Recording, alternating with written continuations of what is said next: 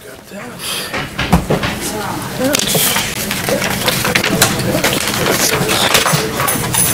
am I supposed to be?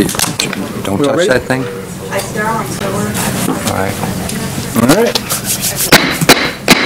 Please rise for the Pledge of Allegiance and silent invocation.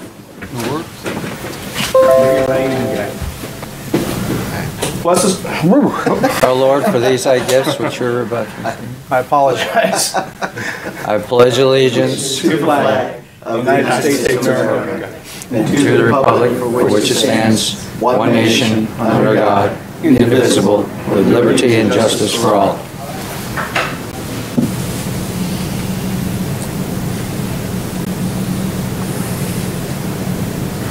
Amen. Amen. Oh. Amen. I think that's what happens when you have a meeting at dinner time. Roll call. Councilman Tremont. Here. Councilman Batson. Here. Councilman Stillman. Vice Mayor Porter. Here. Mayor Burnett. Here. Financial report, June 2017. That came up pretty quick.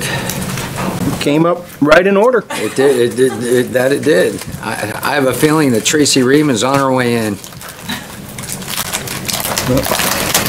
Then I did have time to say grace after all.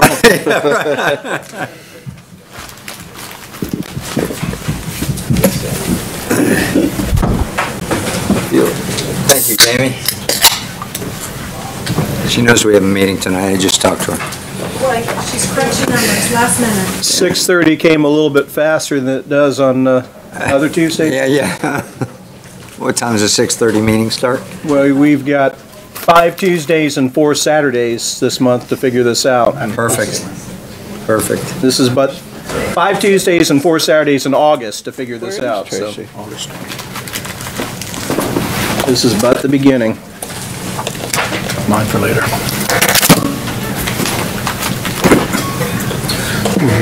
We're meeting every Saturday in August.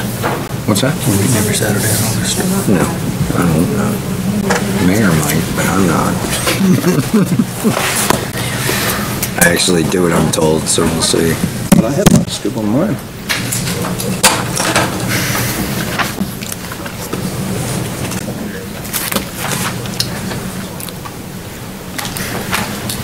We got a problem?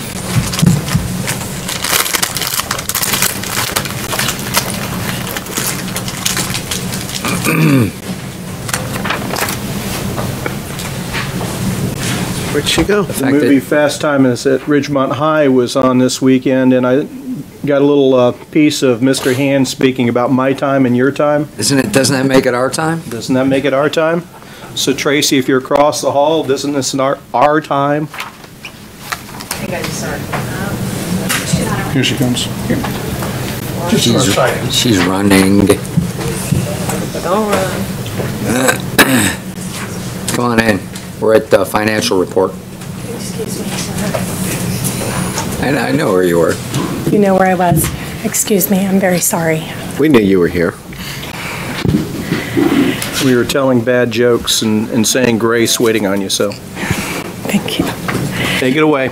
Thank you. Okay, this is 75%. And who are you? Excuse me, sir. I'm Tracy Ream, Finance Director. Thank you. Catch your breath. It's 75% of the year is gone. This report is for the period ended June 30th. And so with 75% of the year gone by, you will notice that our general fund revenues are reporting here at 59%.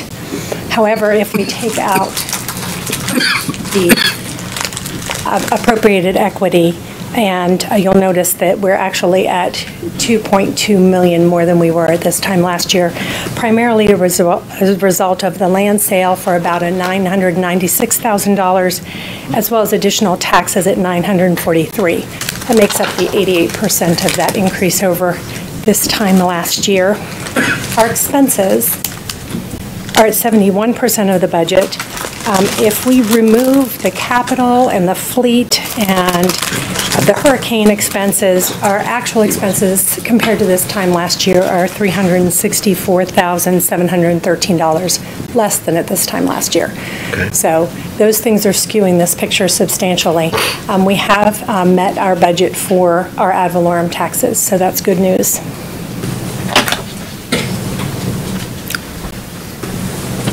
And because it's a quarter, you're also receiving the balance sheet.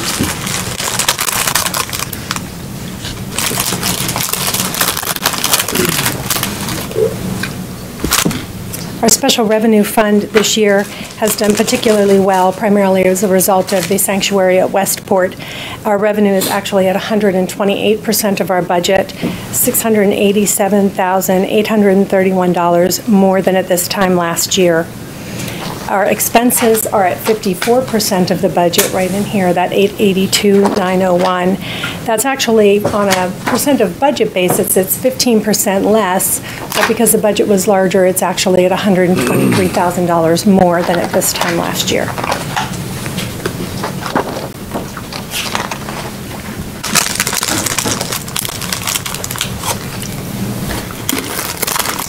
And here's the Fund 109 balance sheet with a considerable cash position and fund balance.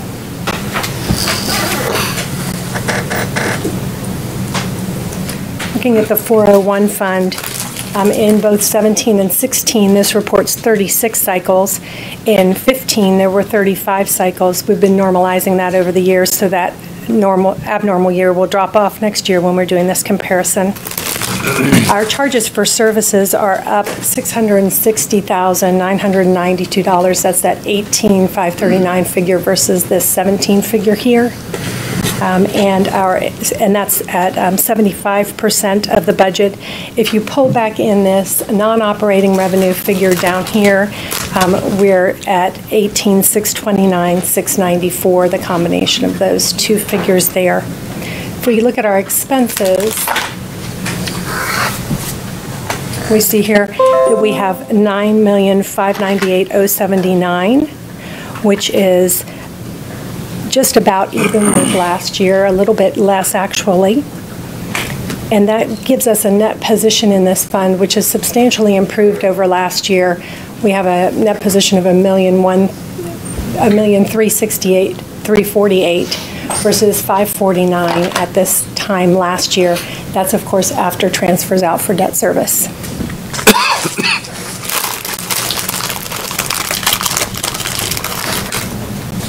And again, a large fund with a healthy net position, as one would expect. Look at our solid waste fund.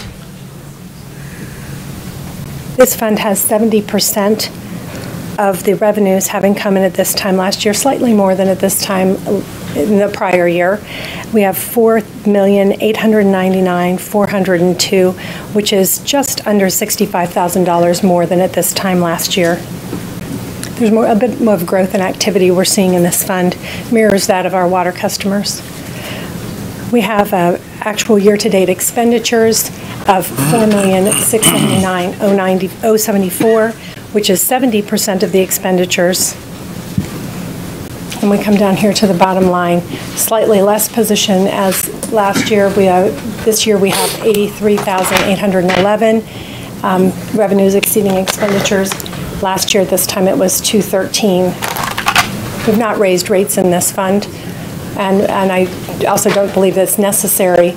You can see the cash position in here as well as a sizable unrestricted balance, but that's you're just keeping the rates the same and the charges are going up with respect to the growth in the city. 412 fund, we've spent a fair amount of time looking at drainage recently. You'll see we have 97% of our budget, same as it was last year.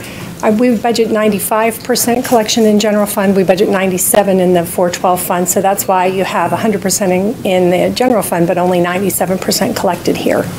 So we've collected $3,837,633 in this fund. We have expenses of $1,158,552, which is 54%. Come down here and look at the non-operating. These are your project activity here of $714,462, slightly less than last year, but still substantially changed from in fiscal 15, where we were not as active in this fund. And you see a net position here of $662,475 versus $1,149,999 per year. This is a fund with, we're well aware of its challenges. So you see this money here that you see as unrestricted is primarily tied up in existing projects. So when we start to look at the available cash, we are meeting our reserve requirements, but I don't want that to be a misleading figure.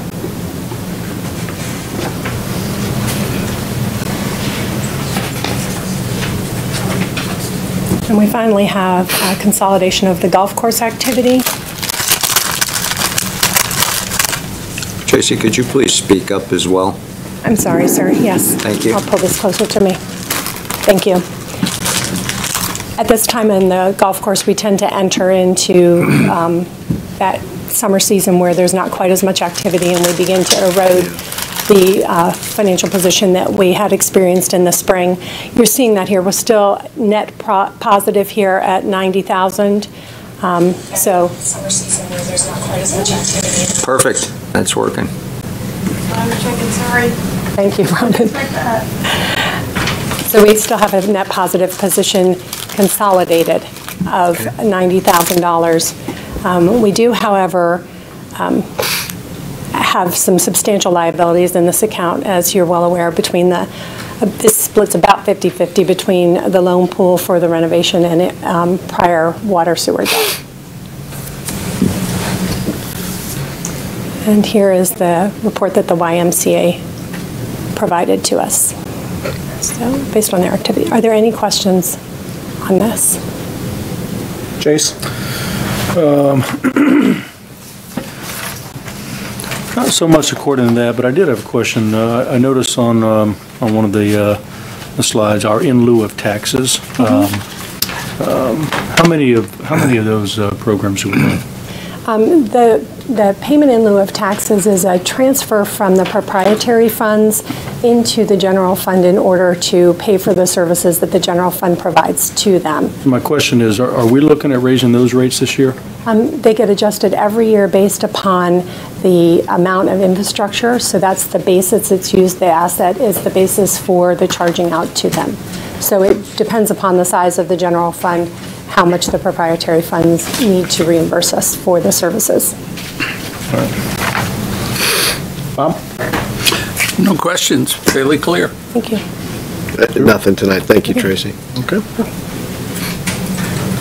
And I have nothing as well. Okay. Next. I'm still out. You are still up. Yes. It's an all-night Presentation.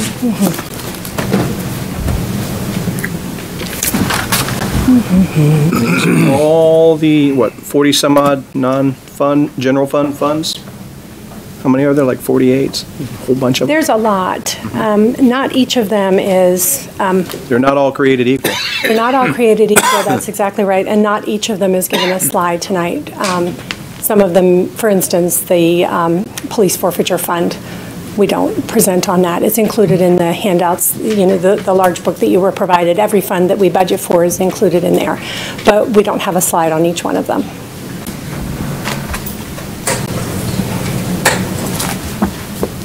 This is when being left-handed is to my disadvantage. There we go.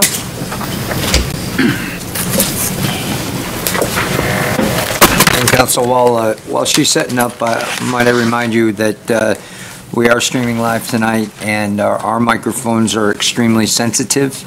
So paper rustling and whatnot will carry over the voice of the presenter. Just be cognizant of that when you flip your pages and whatnot. Okay. As we get used to this, we'll figure it out in time. But as you can see, Donnie's running in and out, and Robin's double checking stuff for us, and we're making sure we're streaming 8 ways to Sunday. So bear with us tonight. Thank you. So we're going to start by looking at the Water Sewer Fund. It's, of course, our largest proprietary fund. This slide here gives you a picture of the 10-year revenue history of the fund. I'd like to point out to you that the appropriated equity and the transfers, the reason they're in different colors is you really shouldn't make a direct comparison. Those transfers are year-end activities that occur as a result of paying of the debt. In 2012, we had a refunding of the 2003 water sewer bonds, so that's the spike that you see in 2012.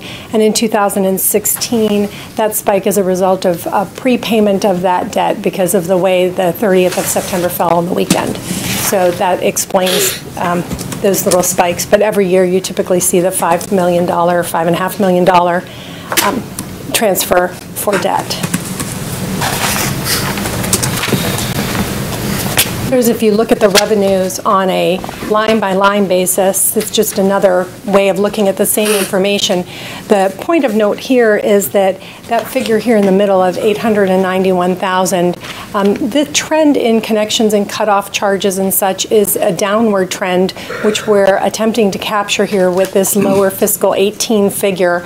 When we were budgeting for 17, we were, of course, looking back at 14, 15, and 16 actuals. However, late fees have been coming down as a result of some council action as well as the revised billing, a longer period in which to pay the bills. So that's causing that downward. However, we do have an increase in water sales and an increase in sewer treatment charges. So overall, we're expecting a conservative growth of 1% in this fund. Here's the same information graphically presented. So you can see that the lion's share is the sewer treatment and water. We're using a bit of appropriated fund balance to balance this fund. As we just saw, it has adequate fund balance in order to manage that. Here's a look at the expenditures over a 10-year period. Again, capital outlay and depreciation. Depreciation is a year-end non-cash item, so that's not budgeted for. The capital outlay shows in the years 17 for our budget, as well as what we're proposing for 18. Here's the same information is on the graph, just focused in on 17 and 18. I would like to point out a few things for you here. As you look at these, at the time that this preliminary budget was drawn up, this capital outlay piece here was at this point a placeholder and had not been allocated between the different accounts. Once the allocation is completed, we're going to be moving about $873,000 out of this account and into operating. So if you look at these two combined, you're actually going to see capital increases, capital will decrease by $635,000 and operating will increase by $314 or 3.8%. So try to look at those two in this budget as a whole at this point. Detail on in draft 2 of the CIP document has the final CIP projects in capital outlay. So that's where we would go to get more detail on that. Again, that CIP will be coming for you on the 8th of August.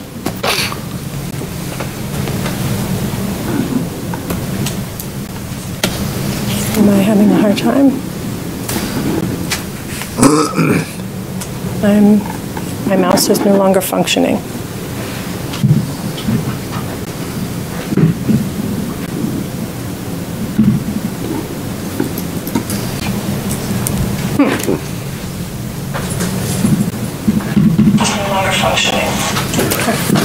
Oh, we know. This page sound is not working? It's not working on Facebook either. It's like It's unhappy. Maybe we should have said a longer prayer. it's like it's. Or grace. Yeah, maybe we should. Oh, that's sorry. beautiful. That was. Do you need a few minutes? The blue screen of death. Here comes IT. Okay, Donnie's coming. We have help on the way. The good news is 3/4 of the IT department's here tonight. The whole thing just froze up. It's restarting. You need a few minutes, don't you? I can always use a few moments. Well, this will be the earliest I've ever called any kind of a recess, but you got 8 minutes recess as of right now. Fix it.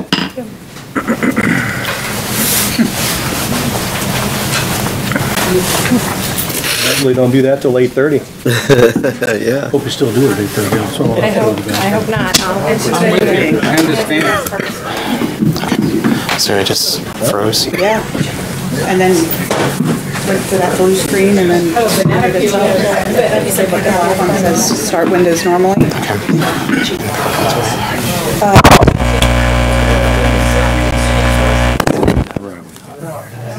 No, I get it. Are these all of these right here? Are these all of them? She's using that. Yeah.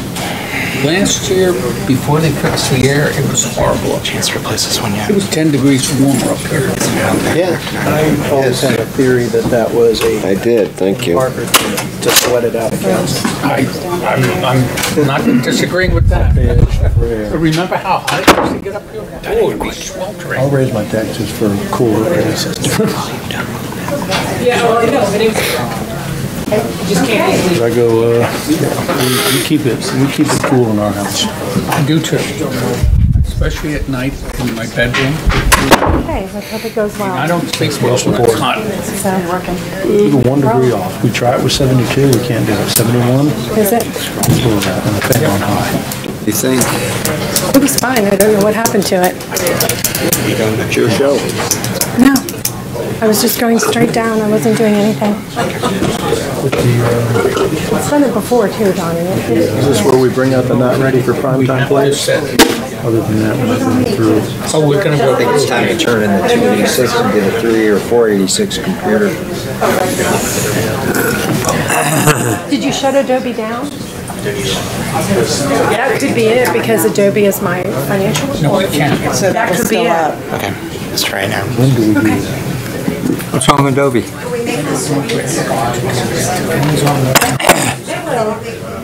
Well, when we go back. When it goes back live. Tonight we set the Oh. top millage, you know, and that's gonna be interesting because the whole game has changed.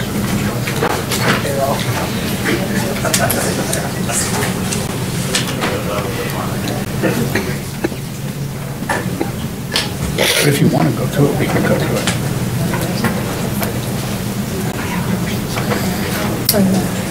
This is necessary, but not what general fund. They've done a very good job. And I want to compliment. I went through it all over the last day or two. She's done a good job at cost containment. I can't complain. If everyone, We back in business? we have 10 minutes. You back in business?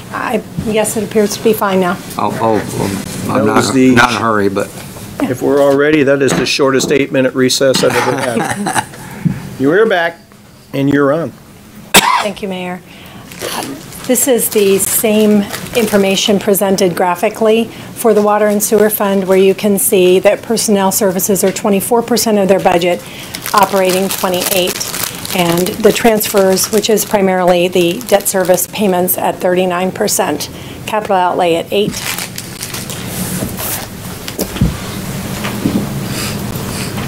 If we look at large new items in the budget, these are some new personnel that have been requested.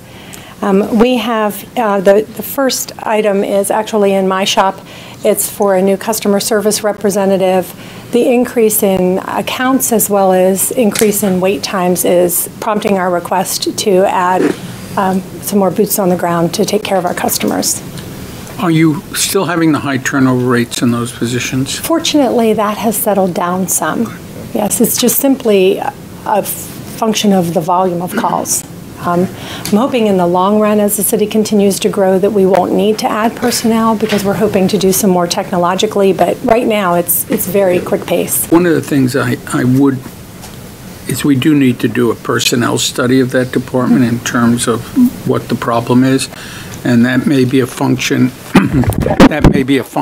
of both wages, working conditions, and numbers of personnel. But It's an area I know we've had problems with in the past, but you say it is slowed down, we're not losing people now? We're not losing them like we did in the past. I think the leadership that's in that section of the department Okay. has helped out a lot.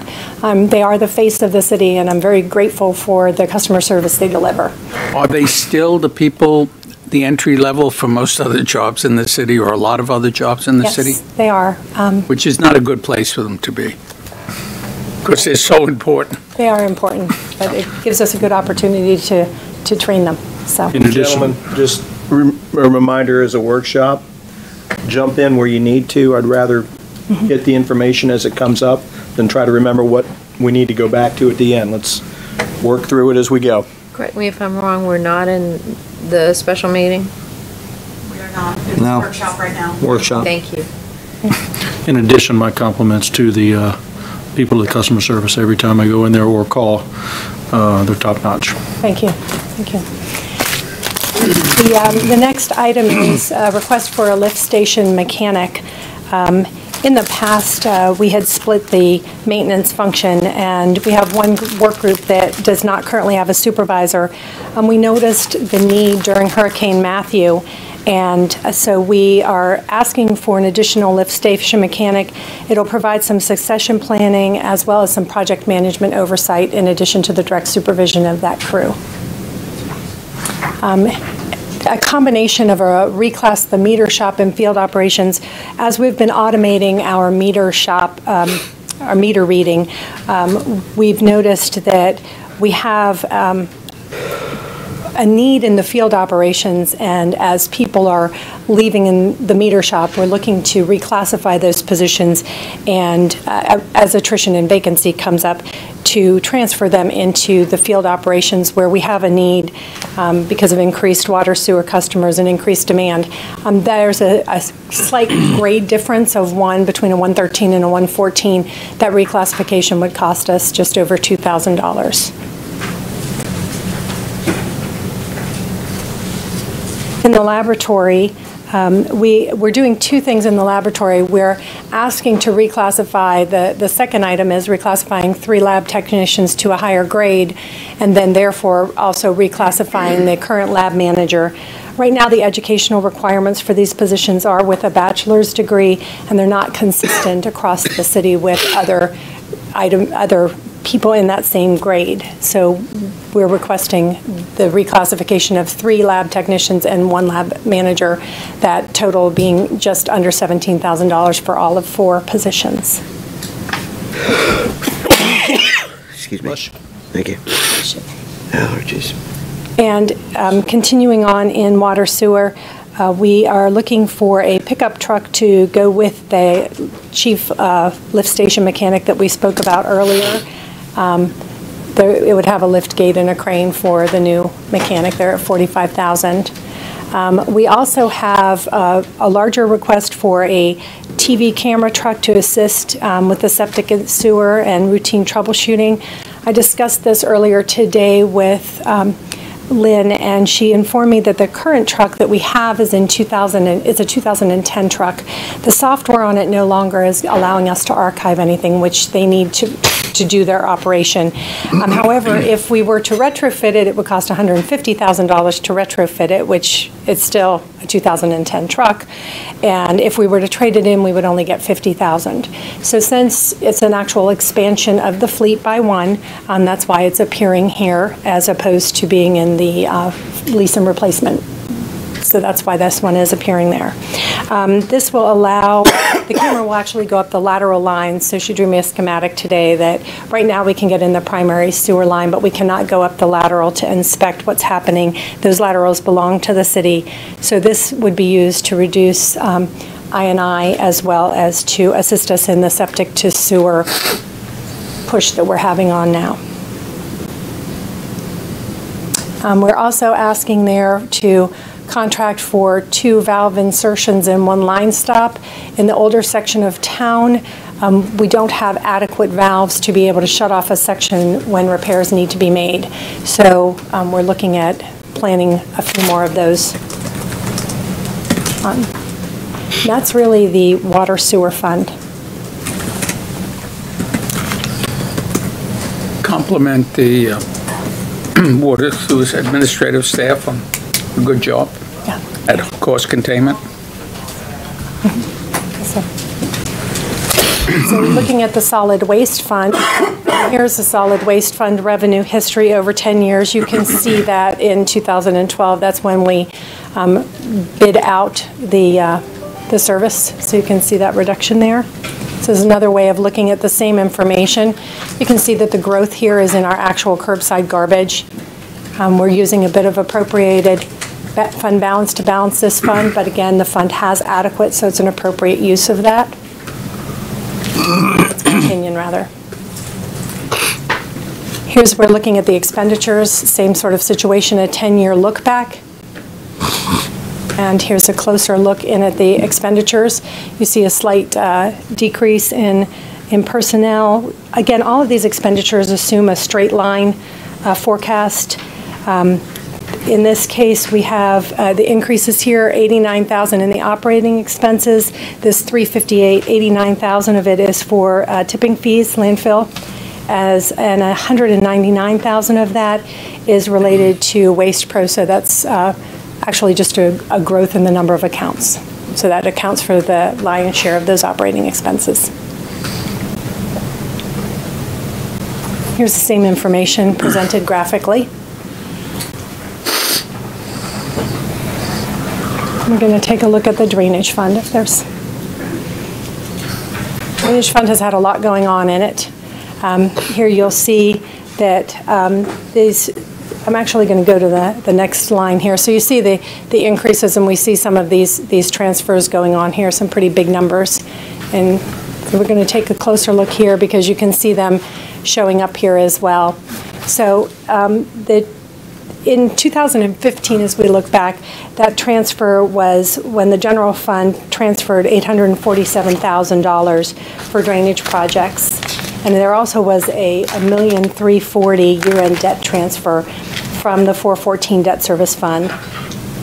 In 16 here, we have $677,000 was transferred from the general fund, and there was another $345,000, that was for the Great All, excuse me, and there were $345,000 for the culvert at Pineland, Niver, and Isabel, and another $185,000 for a culvert at Ryanwood. So that's what's making up some of these transfers in addition to the debt service payments. You'll see here when we don't budget for those debt service payments, that's a year-end item that flows back in. We had quite a long discussion about that today. But if you're looking here, it's a combination of debt service as well as general fund hitting each of these 2 prior years. This graph down here, since council is considering an increase in the revenue to this fund, this shows a breakdown from the $100 that's currently being charged per equivalent residential unit and the $20 additional that's being considered, and that you would see that raising the fees right up here at the top.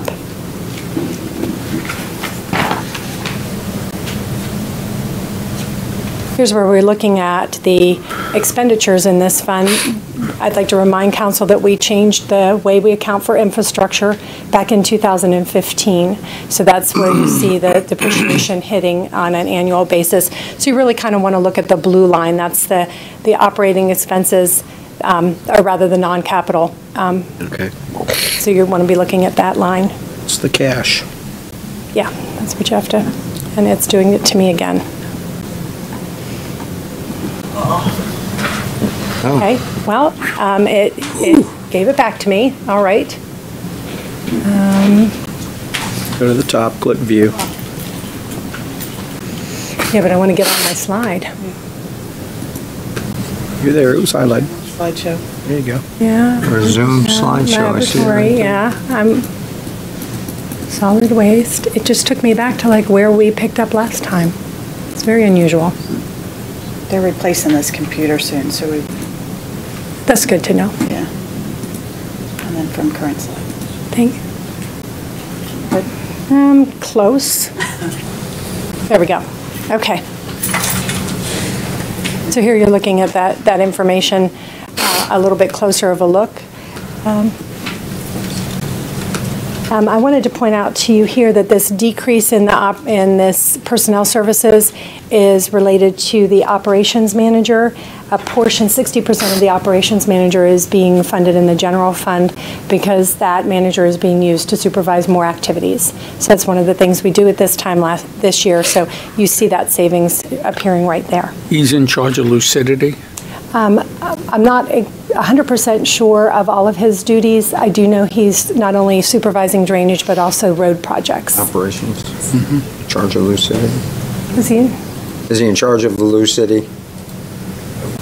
Is he in charge of Lucidity, the asset No, he's not management? in charge of Lucidity. Okay. He's going to be one of the operators of Lucidity, but he's not going to be in charge of Lucidity. Here's the same information presented graphically. Again, you see the transfers. Again, there's quite a lot of debt payment in the 412 fund. Personnel services at 19%, operating at 25%, and capital outlay at 17%. Now, this slide has a lot going on, and I apologize for that, but there's a lot of information in the drainage fund that we need to focus on. It's similar to what you've seen in the past when we had a special workshop on this fund. So provided that the increase in revenue is approved, we're going to be ending this year at this $138,000. Now that assumes that we're spending all of the money in our fund. We're doing a decent job of spending it, but that's a conservative assumption. So we would then have this revenue coming into the fund, these operating expenses, and then these are the projects that would get funded with that increase. Because if we didn't have the increase, that we're going to be raising about $814,797 would be spent on these projects. Since we last met and discussed this, the Virginia Monroe project is being split into 2 years to allow us to capitalize on grant funding and the management of it. So those are the projects that would move forward. If we were to have, see here we have a $306,000 ending balance. So we can't really pick up, these are in the order of priorities from the department. So we couldn't necessarily pick up one of these.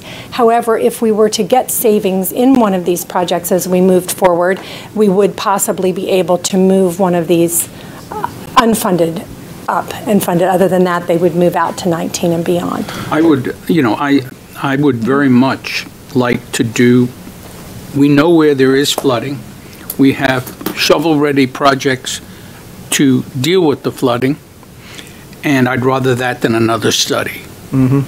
Where, I'm sitting here saying phase 2, what am I getting for $380,000? Here we go. Oh, that was a great segue into the next slide. All of the revenue goes strictly to projects, correct? For this? The revenue goes to projects. There is a master plan in here that has previously come before council. It's quite advisable to adequately evaluate this fund. I mean, this is probably a whole nother discussion on the needs. How's Lucidity doing? I've been paying for a lot of studies and seeing results. I'm sure they're coming. You understand my frustration? I do understand. We've been paying for we got a room upstairs full of studies. Vice Mayor Ford, we know you're opposed to studies. Not opposed to them. You have made it very clear to staff that you're not happy with spending money on studies and not getting anything out of it. We will brief each study and tell you what you're getting out of it. If you, as a council, think that's worth it, we'll go ahead with the study, or whatever you want to call it, the research. If you don't, then we won't. Lucidity is not a study. Lucidity is a program. Right. It's coming online. All right, sir. And the CIP will be brought before council on the 8th of August. So in the version that you have before you, this master plan is funded, but I would remind council everything comes before you for approval. So there, as you see, the needs. I'll have a chance to vote on that. The needs definitely outstrip the resources in this fund. But Tracy, before we move on, I want to follow up. I'm curious as to, with the increased revenue we're going to get, do we know what percentage that's going to go to actual projects, or what percentage is going to go to salary? In this what's before you now is what's being proposed. You can see that the 800,000, a little bit more than half of it is going to the combination of Virginia Avenue as well as the Yorktown Boulevard. Yorktown used to be further down on the list, it's moved up. This lines up with the CIP. So the master plan, if council did not want to proceed in that direction, there's plenty of other projects there that the money could go to. Yorktown is a higher priority than some of our west coast? Our areas that our our east houses are coast? going under? Yorktown, well, I'm not a stormwater engineer, so I have to defer to the experts. I know that Yorktown, it floods, the sidewalk goes underwater and stays underwater for a while. But shouldn't we do houses Rather before save a we house do than a sidewalk. sidewalks? I have I to know. defer, I have to No, just. this is not you. That's Yeah, I not you. have to We're not, defer to we're not experts. holding you personally responsible. Okay, thank you. You get Appreciate sent it. up there to get stuff thrown at you. That's all. That's okay. I'm here to help explain what's done. I mean, this is part of And so- potentially a. Just to I don't know where Yorktown came from. It suddenly appeared. Just to clarify, the Yorktown Boulevard sidewalk is a public safety issue as well with the children. So we put that up in there as a priority because it was also a public safety issue. But it is not drainage. Why don't we get TPO to fund The it? children walking in the street to stay out of the drowning sidewalk becomes a safety issue, so we would like to take care of the Houses drainage. going underwater are a safety issue. And all the children that have to walk those streets too. It's all a safety issue. Okay. City staff stands by for council direction. The highest priority on this is the Virginia Avenue and Monroe Drainage Basin, for which the city has been blessed to receive some grant funding for it. At this time, we previously looked at it as one, and previously we had not counted any of those sort of contingent revenue sources. But as we're planning this, you know, we've got proposed sources of funds down there at the bottom. So let's focus in on fiscal 18. When we have construction of just over $2 million. That's right here in the center. I'm thinking maybe me moving the mouse causes problems with this. I don't know. Anyway, this $2 million figure here. So at this point, we're looking to fund $297,000 of that out of city cost. You see that here in the summary up at the top. And we're going to fund about $213,000 out of the CDBG fund. And we've this $750,000 each from the St. John's Water Management as well as a state appropriation. So those revenue sources are coming together in fiscal 18. Of course, we don't have all of them yet. We're waiting on the St. John's, so we're cautiously optimistic. But that's what this plan is based upon. In fiscal 19, the second phase would occur. It would cost $678,000. The city would be funding $328,000, and we are hoping for a hazard mitigation grant of $350,000. All of them yet. We're waiting on the St. John's, so it's whatever. It's weird. Okay. What is it? Matthew? In the drainage fund, these are the larger items. We've already spoken about the operations manager moving over to the general fund. That's 39. The balance of that savings in the personal line was a retirement that we had. We have an increase in the annual fleet maintenance charges, and we're looking to refurbish 2 dump truck bodies.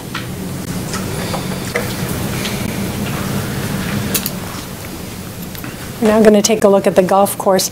The golf course this is a consolidated picture, so this is different from what our agent at Kemper has provided to us. So it's consolidated with the restaurant revenue, the small amount of city expenses. And so here you see the revenues are proposed at 1.4 million and 27,000 from the restaurant.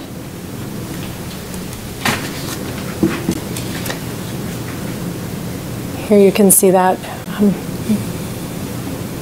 And here are the expenditures. Now, I would like to caution council that this does not include the 451 account. Hang in there.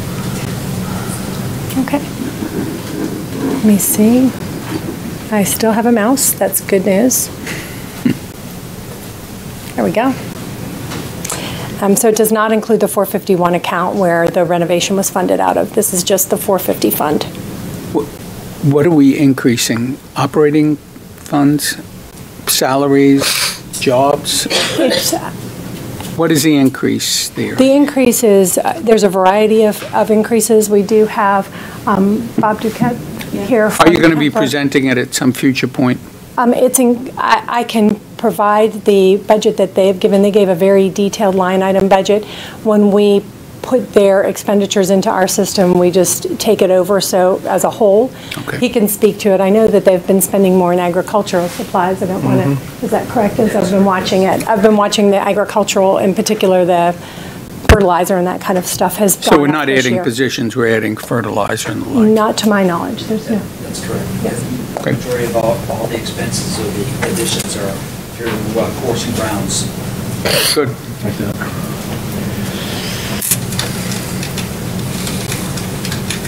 So in the capital, they are requesting, now this would be coming out of the city portion of the fund, so the surcharge that we get, this would be coming out of that portion. We would only be getting in about less than 40,000, but they're requesting a canopy for the maintenance facility, audit of the irrigation, as well as a lightning shelter on the front 9, each of which is estimated at 20,000. So that's what makes up that $60,000 capital outlay.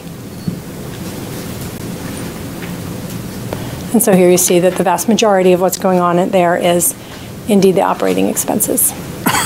Question on the, I know we give a lot of free rounds, and I understand the marketing value of that. Is there a way of tracking how many returners actually come and pay the next time? Do not know the answer to that. Sorry, I didn't understand. You're going to have to come up, Bob.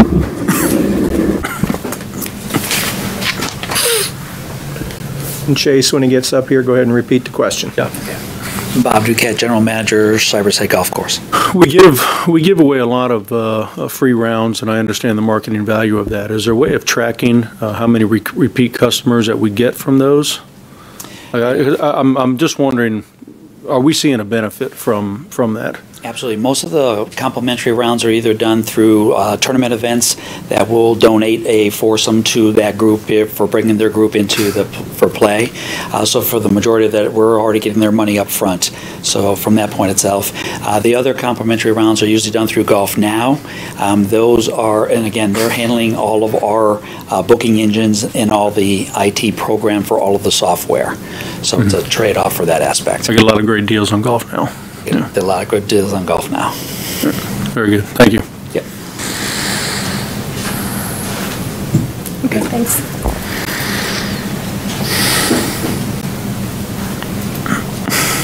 So this is a focus in on the types of fees that were submitted to us by Kemper. So you can see the expenses, course and grounds, the lion's share at 45%. The golf carts and at 9%, general and administration at 30%, marketing at 7%, and the pro shop at 9%. By type, we have personnel services at 57%, operating at 35%, cost of merchandise at 3%, and the management fee at 5%. Now, the depreciation here shows at 0. That's because you are looking at a cash budget. They present us an accrual budget, which I then convert for you because it comes in on a cash basis for your consideration. I'm going to look at some other funds of note that we have going on here. The Eastport Tax Increment Fund. We're going to see, we're estimating revenues and expenses of both $187,000, almost $188,000, using no equity in this, paying primarily debt. The town center is still requiring a transfer from the loan pool in order to meet its debt requirements. Of note here is this $20,000, which is our estimate about covering the economic incentives that have been used in that area. Again, primarily used to pay debt service. We have the Building Special Revenue Fund.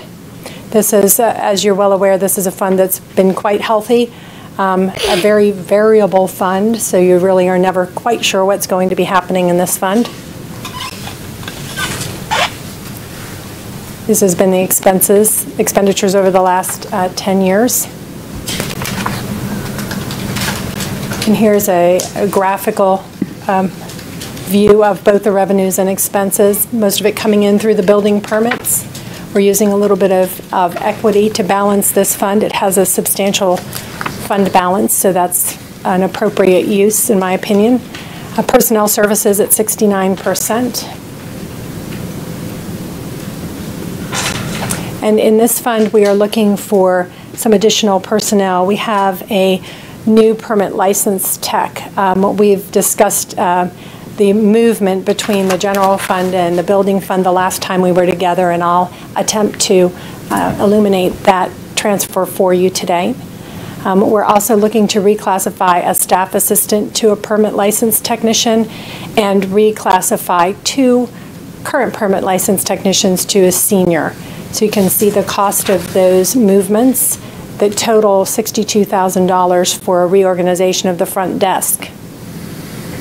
So this is comparing what we currently have, both in the code compliance and the building special revenue, to where we are going. This is an attempt to illuminate what we were talking about on the general fund last week.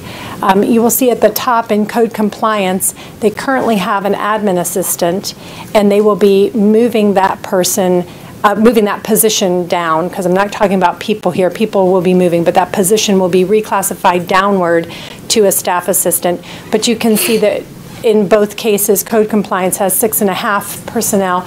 The savings to the general fund as a result of that restructuring is about $15,000. The new position is being requested at the bottom half of this, and that is the new permit license technician in green at the bottom of the slide. You can see there in the yellow at the top, we're taking 2 permit license technicians and we're moving them into senior permit licensing technicians. We're taking an existing staff assistant position and we're turning that into a permit license technician, and again with the added new person. So we'll go from 13 people up to 14 people in that department. The increase to the Building Special Revenue Fund for these is approximately $62,000. Front desk is going to graphically look like this. Currently, we have 2 permit technicians, we have a receptionist, and we have a person to handle business tax. Once this reorganization is completed, all 4 people at the front desk will be able to help whomever comes in. Currently, they're specialized, and this will make them more generalized so that they'll be able, at a higher level, but be able to serve the people that they come in, and they won't be hopefully it will reduce the wait times, which is the goal. Is there a way, and I know this has been discussed, that we can make it so community development and finance, particularly the payment desk, can send something down and send something back up, so we're not sending people downstairs and bringing them back upstairs to accomplish one transaction? And didn't we talk about that last week? The vacuum, working on the vacuum tube. So that's one way of doing it. We're also in the move to the Dorothy L. Huckel City Center Annex. We're having space allocation discussions right now about how to maximize the use of City Hall, which might include putting everybody in one spot. We haven't got there yet. Okay. The short-term fix would be the tube. The long-term fix would be have everybody in one spot, and even longer term would be it's all done via electronic, and you don't have to do it anymore. Of course, that's part of ERP, but still. But even not really. I don't want to say ERP is going to solve that problem, because if John Q. Citizen doesn't want to pay electronically, then ERP is not going to solve that problem. That person's going to have to come in and get the paper permit and write a check or pay cash for the permit. But we hope to have that so they don't have to walk up and down or back and forth 20 times. And I honestly couldn't remember where we had that conversation. Yeah, it was here. We talked about so gosh darn many things. Absolutely. And that to me is part of a larger conversation as we allocate, because we do have space needs. I don't want us just looking at things from an allocation, this is the best use of this space. this is the best use of that space, but also from workflow management perspective as well. We are looking from a workflow management. That's part of the business of what we're doing. Actually, as part of the ERP, we're doing process improvements, and one of those is space allocation, which is why, if you recall back in the general fund, that we asked for a scanning contract, because I want to get rid of all that paper and put the right people in the right seat in the right place to do the right work, and not have our citizens running all around city center complex looking for who needs to go where to do what. It's very confusing. I spent a lot of time in the lobby directing people to where they need to go. About the men's room and the ladies' rooms, the only thing that's clearly marked here right now, so we're working on that.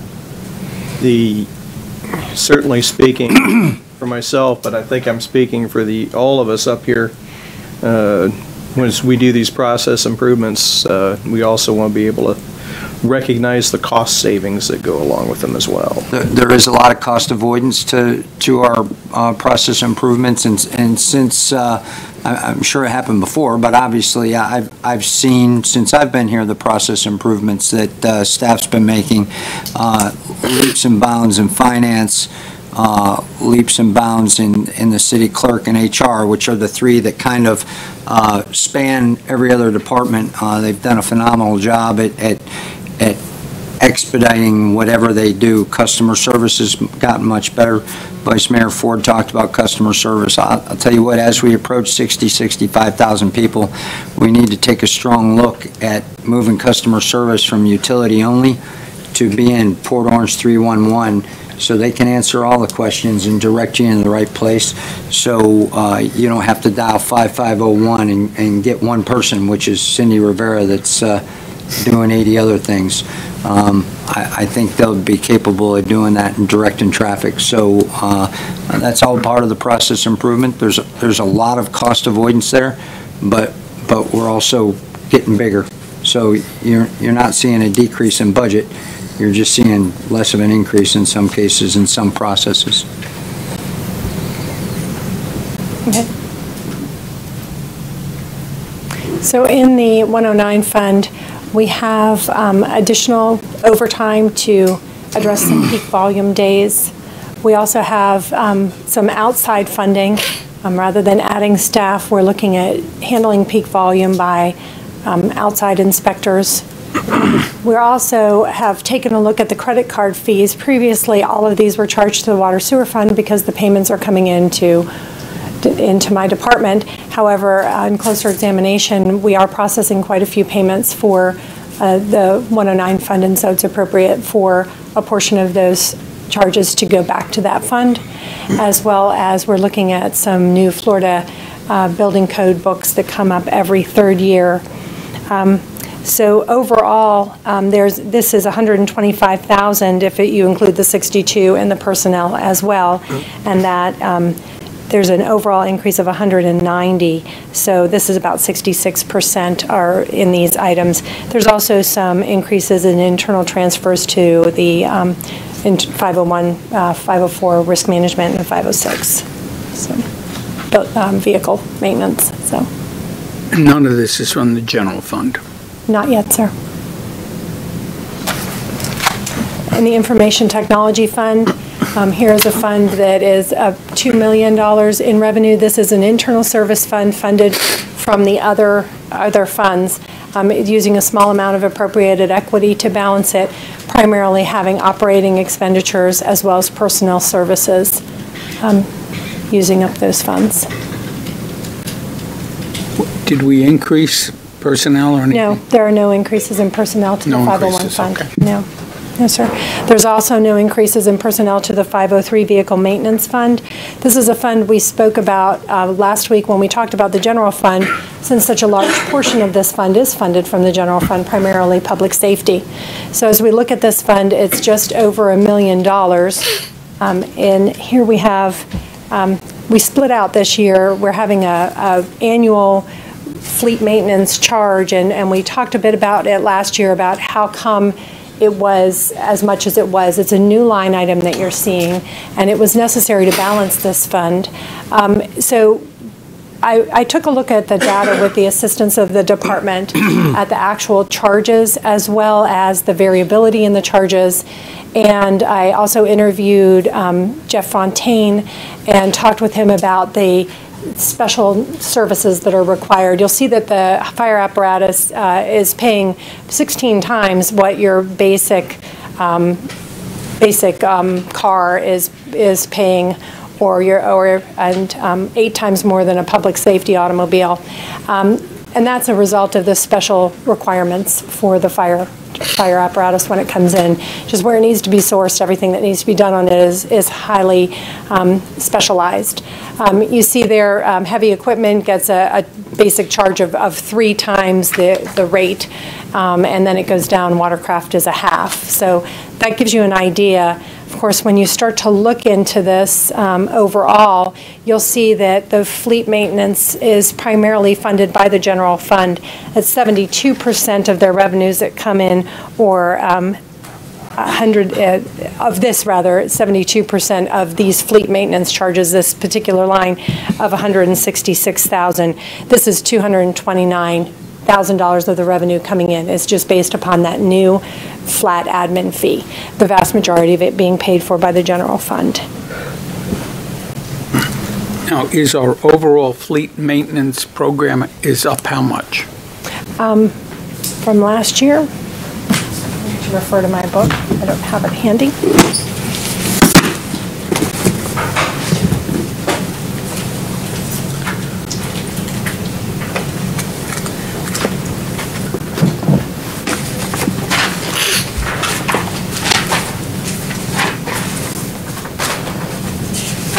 Everyone got their books. Vehicle maintenance starts on page 305 of 346 in the book that you've been given, and it gets it concludes on page 309. So the adopted budget from last year was $962,000.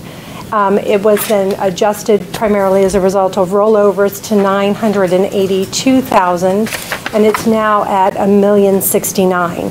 So it's going up less than $100,000. Okay, so about a little less than 10%. Yes.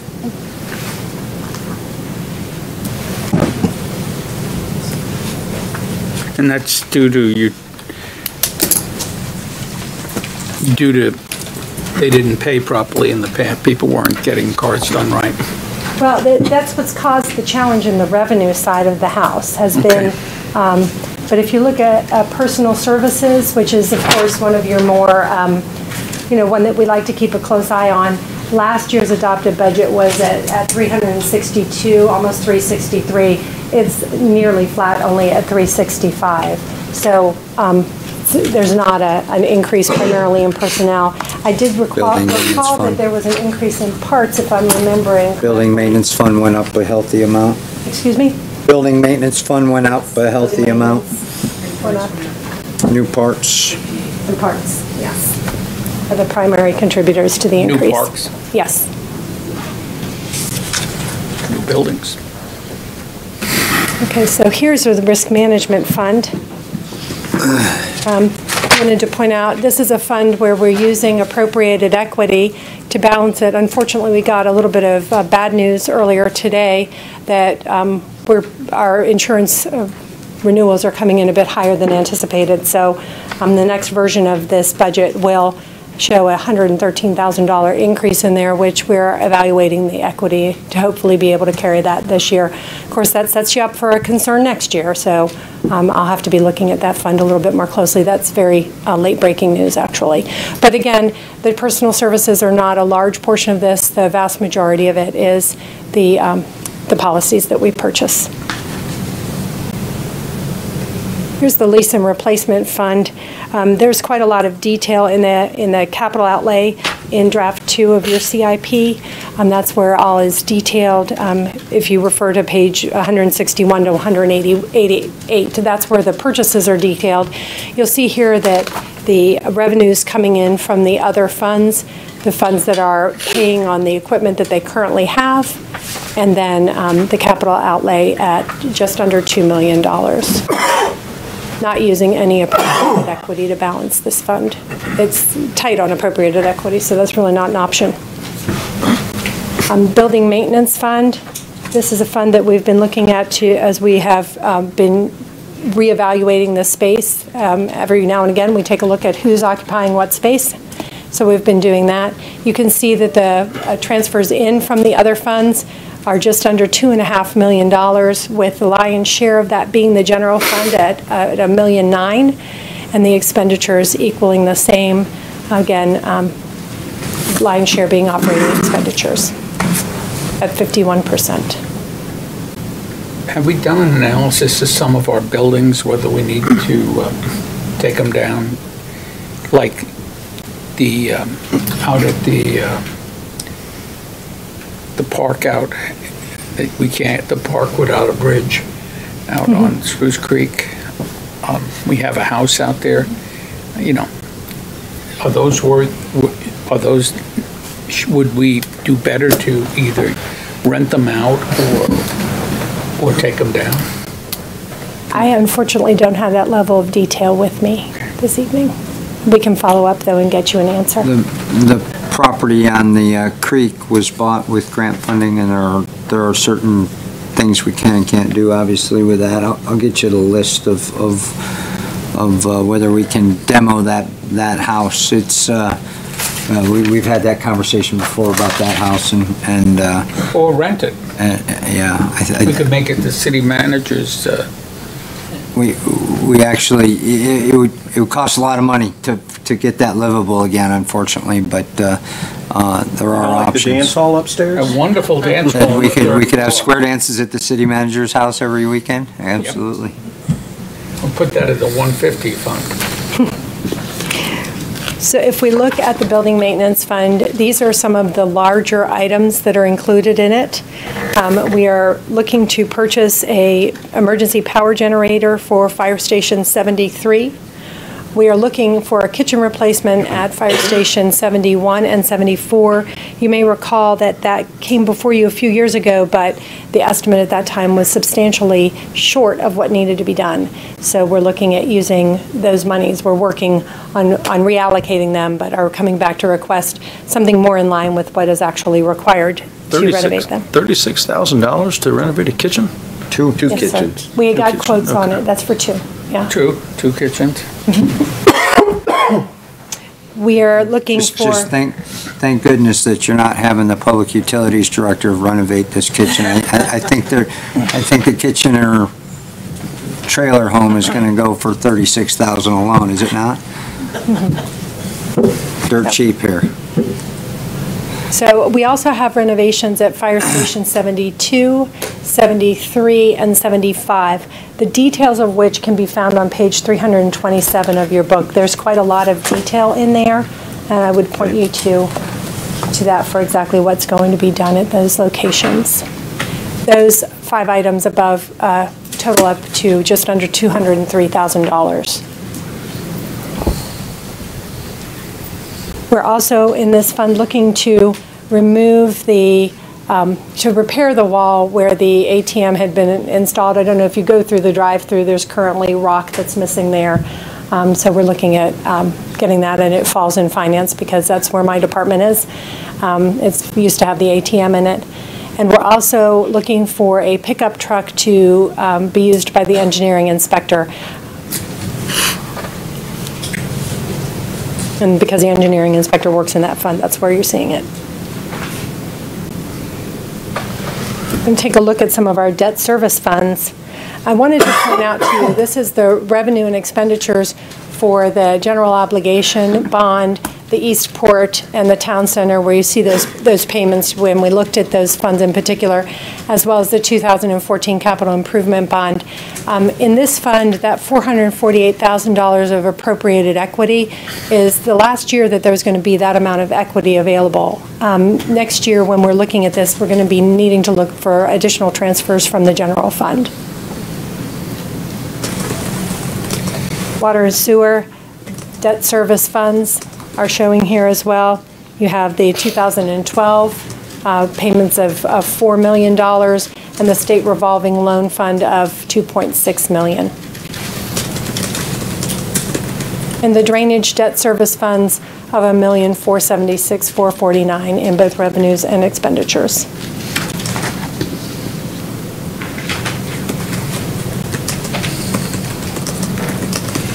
Are there any questions or remarks on these funds? 57 pages of PowerPoint. There's a lot of detail here. I was going to say, that's a lot fewer pages than are on my budget book, so. Yes, I thank my staff for That's a good thing. their diligent work Yes, indeed. in summarizing what's very complex. Chase, let's start with you. Questions? Not at this time, but I will. I know we hit a lot of things as we went. Bob? Yeah, I have no question, just an observation. From this discussion, I see us using a lot of appropriated equity here and there to fill in certain holes, which further makes me further concerned about next year. Next year should be a very difficult, if the budget is passed in any way similar to what it is now proposed, it's going to be a really rough year next year, again. I have concerns about that. Paving is a great example. Yeah. We can't keep up now with paving. Yeah. And those costs are only going to go up. I mean, absolutely. The paving. No, I don't have too many questions. I'm glad to see that the maintenance issues and the renovations that are happening at these fire stations are finally occurring. Some of the stuff is old and has been, put off for years. So I'm glad to see that they're finally being addressed, because there's plenty of things over there. And looking in the thing, I'm like, oh yeah, all those things are actual things that really needed to be done a couple of years ago. So I'm happy to see that they're being addressed now. So that's good. The only real question, the camera truck, $240,000, that's about $250,000. I mean, obviously that's because of the specialized equipment. I guess that's the going rate. That's probably something you can't just go out and get anywhere. For this type it is. Okay. The one that we have, that the software is no longer, it's kind of falling apart, they're Band-Aid fixing it, and we can't archive it. It's still of some use, but it's not of the use that this one is. We deferred this the year I got here and last year and said, make do with what you have, and it's getting to the point now where we can't. Now, Did the estimated cost go up? I mean, has the cost of that vehicle the cost increased? has gone up, but not measurably. Okay. I think it was in the 210 when I first got here. Now, the good news is the one that I first got briefed by Mr. Harden about didn't have the little lateral octopus. Now it can go up and look in the laterals, which is a lot. It's phenomenal for our I&I and elsewhere. So this will do a lot as far as helping the water and sewer folks troubleshoot a lot quicker. This is going to get used a lot? If you're looking for 24/7, 365, I would say no, but often yes. I just want the $240,000 bang for the buck. You got that out of the last one. I can speak to the prior one that was purchased in 2010.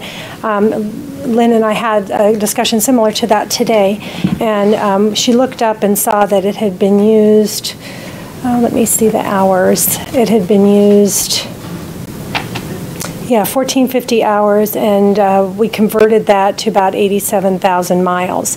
It has a life of 8 to 10 years, and so it's, having been in 2010, one of the reasons that it's being retained, even though the software is not the best and it can't retain things that she needs to retain to enforce septic to sewer in particular, is that it still does have some useful life, and we could only get 50,000 for it. So that's the reason to ask for a whole one as opposed to turn in the existing. The software better on these going to last any longer? Well, it's currently functioning, but it doesn't archive. No, I mean the new one. The new one should. I mean, it's going to be brand new, so it's going to work. But I can't tell you whether the software in 10 years is going to. By then we might not be using software. No, they change so fast now. It'll be every 3 or 4 years. Yeah, right. Just use that computer. In 10 years, you might be flying a drone inside of those pipes and going to look for whatever. Yeah, or a little bug. But if I recall, the old one's going to be not going to be shared, but could be shared with drainage, which will help drainage as well. I think those are all, We're gonna hook it up to the Great All. if it makes that grade all go, that'd make me happy. Anything else, council? Who here would like to speak to this?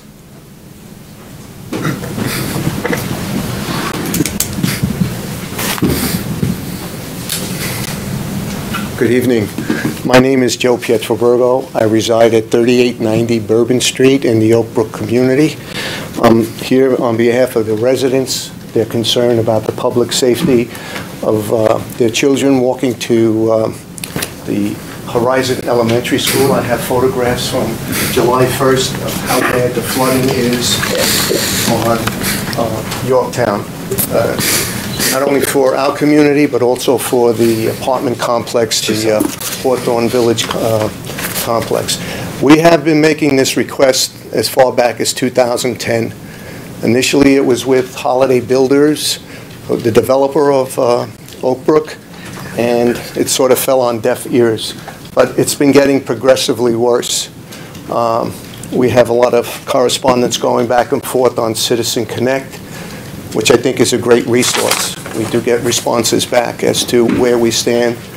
The last response was to make an appeal before the council on the budget for next year. So we'd like to see this on a capital improvement and given some priority. It's still flooding. That photograph was taken on July 1st, and we reported it, and Mr. Bradford Adumois. Yeah. They had a pumper come out there, and they pumped about 10,000 gallons of water. In the picture, it looks, can you tell me how long after the rain event that picture was taken? That was taken on July 1st.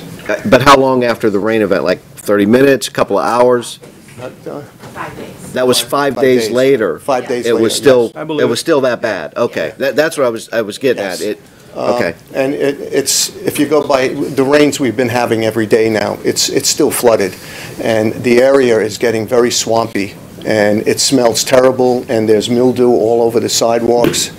So it is becoming a big hazard. Okay. This was put in by the developer of Oak Brook? I don't know if the developer was responsible for the sidewalks being constructed at that time. The developer put it in, but it is city. Yes, the city right away. City right away. Did we approve it to be, it's obviously defective work. I mean, if... That's not obvious. I think the berm, Mike, do you want to explain it? It's the way the berm along the retention. But flooding, it makes it obvious. I mean, those are not heavy rains. Very obvious when it rains. Well, you have the elevation of the roadway and then the berm on the Oak Brook subdivision. Within that, there's a swell area. Unfortunately, the sidewalk goes through the swell area. That's what we're asking. We need to do an engineering to get that sidewalk above the swell area and to get the water off the roadway and into the proper swell area, which is next to the berm at Oak Brook. So, Mike, was it engineered did it fill after the fact? Some of our stuff has. Okay. Do we ever have is anyone ever liable? And what I'm saying, sir, is we've had a lot of problems like this. Yes. And, you know, I would love some of the contractors or the engineers that stamp these plans or propose them to have some, help us with fixing them, because they were ultimately responsible. How long has this been in? I think it's been in too long. What, The sidewalks, yeah, how long has it been there? The development started in 2006. So it's been there a long time, so it's too late to take legal action. It's flooded since 10. Yeah. So 4 years. And, We need to get it fixed. I appreciate the board's concern. Thank you. Yep, keep it up there. It does abut directly to the school district, or to Horizon, right there, so you do have a lot of foot traffic. Yeah. You do have, when it was brought to my attention, I traveled through there in an afternoon. I was watching kids on bicycles having all sorts of fun going through that. They thought it was the greatest thing ever, but Sure their folks did. I'm sure when they got home, their folks were elated, I'm sure. Why you heard my remarks is large parts of my neighborhoods down on the east side look just like that. Well, I'm sure there's a lot of flooding in Yeah, the areas, yeah. but I mean, involves kids, and kids, they just run around and do crazy things. And we have construction going on now, the Cornerstone development. So now we have construction vehicles going back and forth, and school starts next month. Is there anything we can do short range to help? In other words, to alleviate it until we can get a long-term fix? You know, could we be pump it when it gets bad? That's what we do now. Okay. We And that- pump it. One of the things we can do in the short range is pump it when it gets bad. My question is, are you going to come out and pump it at 7 a.m. in the morning when the kids are going to school at 8 o'clock? I have no problem with that, but Public Works. All the more reason for us to get it fixed. Yeah. Anyone else like to speak to this budget? This portion of the budget? Yes, Mayor, this portion of the budget, I'm hoping during your next session we'll be able to speak to the general fund. The drainage fund is the only one actually I want to speak to here tonight. And how come the other gentleman didn't get put on a timer, out of curiosity? It's my fault. Ask Robin. The water drainage fund is super poorly explained.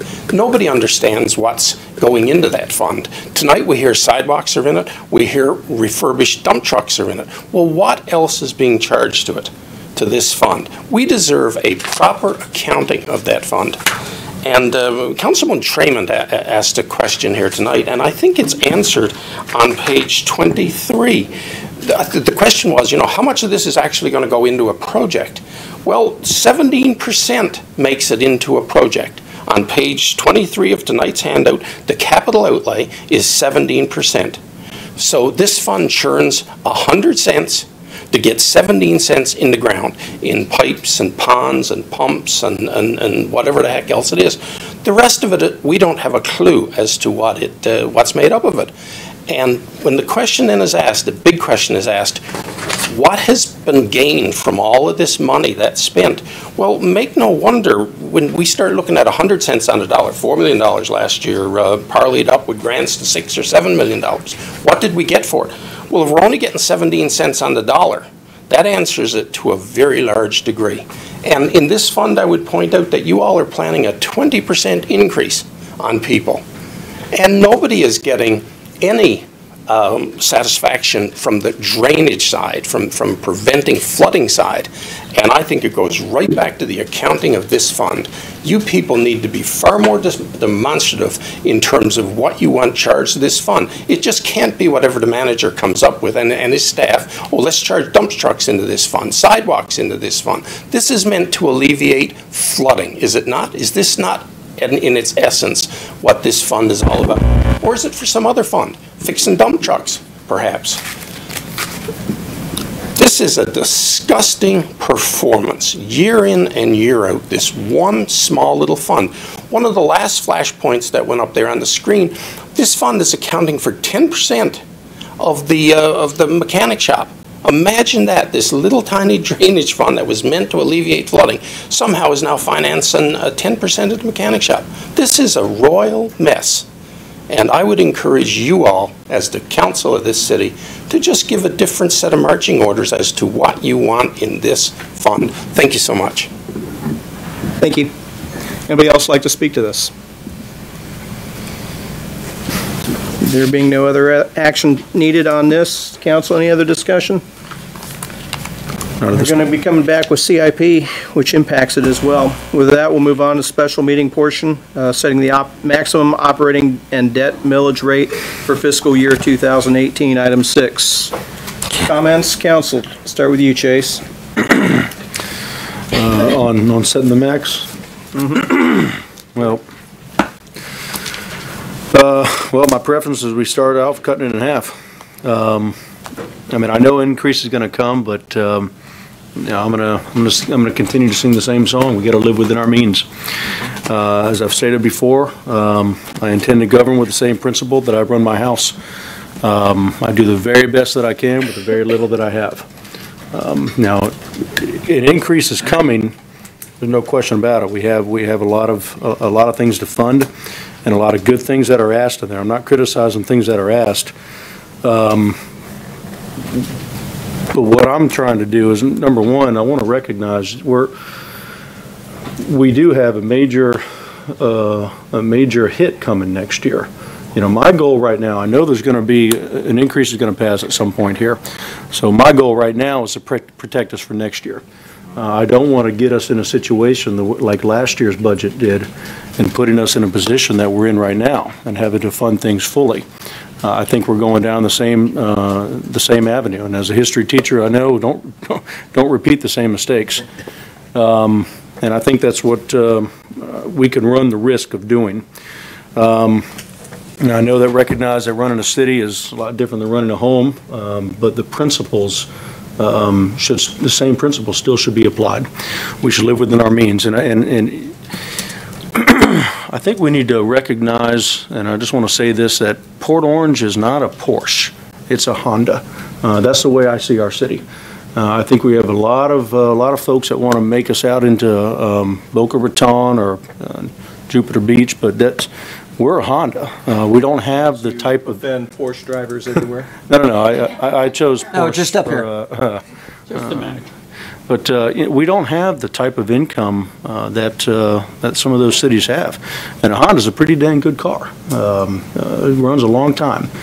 And I don't hear the demand for countless number of services. I hear the demand for, hey, to keep us safe, let us go about our business.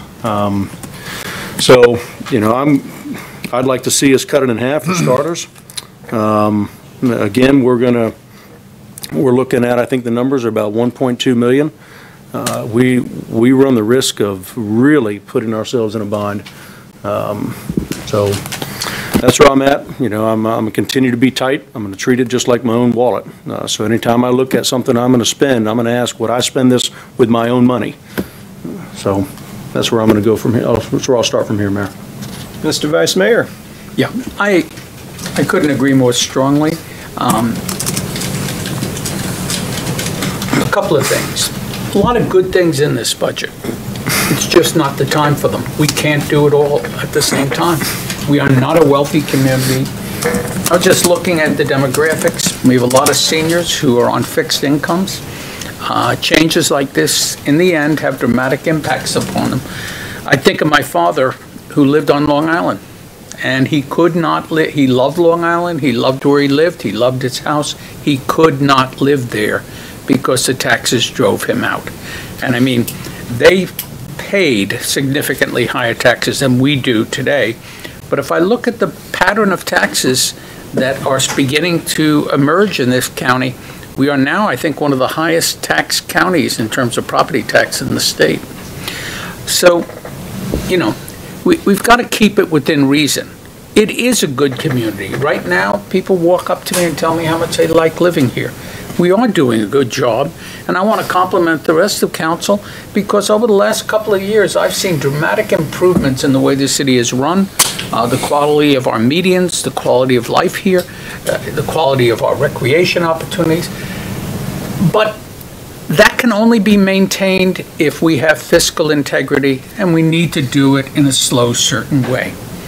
So my thought was, let's keep the taxes the same as they were last year at a millage rate of 4.4542, which will bring us, by the way, approximately 6% in increased revenues because of the increase in values of properties here, plus another 1.2% due to new development. So that gives us a little over 7% in additional funds, and my comment is that should be enough. And the other concern I have is next year is going to be very difficult because we are again in this proposed budget floating a lot of positions that are not going to come to their full cost till next year. We hire late in the year, and then we get the following year we pay the true price of it. That wrecked this budget. It'll wreck next year's budget. And next year's budget is really going to be an interesting one because we're talking about the very high probability that we're going to have an additional $50,000 exemption on property taxes. That is going to throw any increase we want, or even, and that's going to reduce our taxes if we stay the same, by approximately $1.2 million to $1.5 million. That and any increase will then have to be visited if we continue in that route. It's going to have to be visited on a much smaller group of people, and they're really going to be hurting when they get their tax bills the following year. 2020 is now predicted widely by economists for another economic downturn. One of the reasons we're in the position we are today is because we didn't handle the last downturn well. We overreacted, we stripped our personnel bare, went a little too far. Even though we had adequate reserves, we could have made a soft landing, we didn't. I would like this time to be prepared for a future recession, because they will come, so we can do a soft landing and treat our personnel well. The second concern that's related to that is we're talking about a whole bunch of new positions that financially I can't see how we're going to afford them next year. And I think it is indeed cruel to hire someone this year and lay them off next year. Final comment. Do one thing well each year and you will succeed as a community. This year, I would like to provide our employees with a decent standard of living and provide them with reasonable wages to make us market compatible. And if we can accomplish that, I think we've done the city well. Take care of your own personnel before you go on to adding new people. And if we do that, I think we will have another successful year as a city. If we try and do all the things this budget is recommending, we're going to have a fiscal nightmare. Drew? My take is a little bit differently. I'd agree with Bob on the fact that Volusia County is a pretty highly taxed county, but we can't control what they do from this dais. We're responsible for Port Orange, and when I look at Port Orange's millage rate, we're third or fourth lowest out of the 17 municipalities we have. We're almost on the floor, and it's been a couple of years it has gone down. We went up slightly last year, and I'm not willing to reduce services or go back to where we were 6 or 7 years ago when we had a much higher millage rate, overall millage rate. Even with the increase, we're still going to be lower on the total millage rate than we've been since, what's that paper say, like 09 or 010, if you take the total rate. I just can't, we're too good of a city to go backwards and to reduce things. So how do we provide the department heads with the tools that they need to do their jobs? They're telling us what they need. Jake's pared it down, and then we're looking to pare it down more. We're not giving them what they need to do their jobs. It's our job to say, okay, you need this to do your job. We supply it for you, and you do your job to the best of your ability. I just can't see us going backwards. I refuse to support something that's going to take us backwards. Tracy, you got stuff for us? She's just prepping stuff after the comments, Mayor, just to show you some rough order of magnitude based on some of the options presented.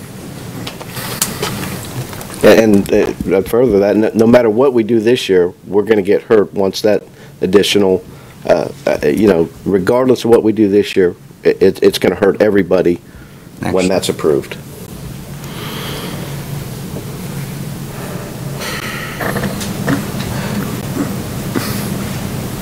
You ready? We're not, did you want a brief? She's just going to pull something up and show you some percentages and numbers after all the council's done. We are. There's only 4 of us here. And you're all set? I'm all right. Those are our preliminary comments. We aren't done, but okay. Well, why don't I make a motion? So let me. Okay, I'm ready to make a motion. I would like to. So, Vice Mayor Ford, I believe what we'd like to show you is based on some of the even if we turn the calendar page, living on the same budget with 4542. Is a 7% increase. And that puts us in the Yes, sir. poorhouse? And Something's wrong. And When we had 7.2 this year, the present year. This year, next year, we're proposing 7%, and that's not enough. Well, all the homes with Save Our Homes amendment, they don't. No, they have to pay. Yeah, but they don't realize the full impact of that. No, they do. They pay the full tax. They just don't pay the that's in value. Yeah, that's right. In the general fund presentation that we had last week, That's a question on budget. one of the challenges in this particular budget is the expense of turning the page from the end of September to the beginning of October. And part of that is the partial funded positions that were in this current year that we're in, some of which we're hiring now, particularly for Riverwalk as that opens up, need to be funded for the entire year. The slide here, and I apologize that it's not a PowerPoint, but I had the PDF that came up, lists sort of those proposals. So you see here at the proposed revenue we would have an increase of 2.326, and you see that we're using quite a lot of it. We're using 354, 79, about, almost $1 million in these partial year personnels. That's before anything else happens, sort of those non-discretionary. Now, council, of course, can always reverse the action, but this is assuming that the action that you took in 17 is the action that you would continue to take in 18. And are we not doing that again this year? I noticed we have a whole bunch. Fewer. We're doing it again, so we're going to has get in the fewer. same mess next year as this year with this budget. Want me to, the lead-in presentation, Absolutely. would that be appropriate? Sure. I did prepare today, and I do apologize I didn't get it out, but I wanted to sort of prepare something to guide your discussions and sort of give you an overarching view. So anyway, the point of this slide is that the $1 million or close to $1 million we would get as a result of growth would be eaten up by these items without anything new going into the budget. So with that being said, and I'm going to shut this down because I'm concerned about having Adobe up at the same time.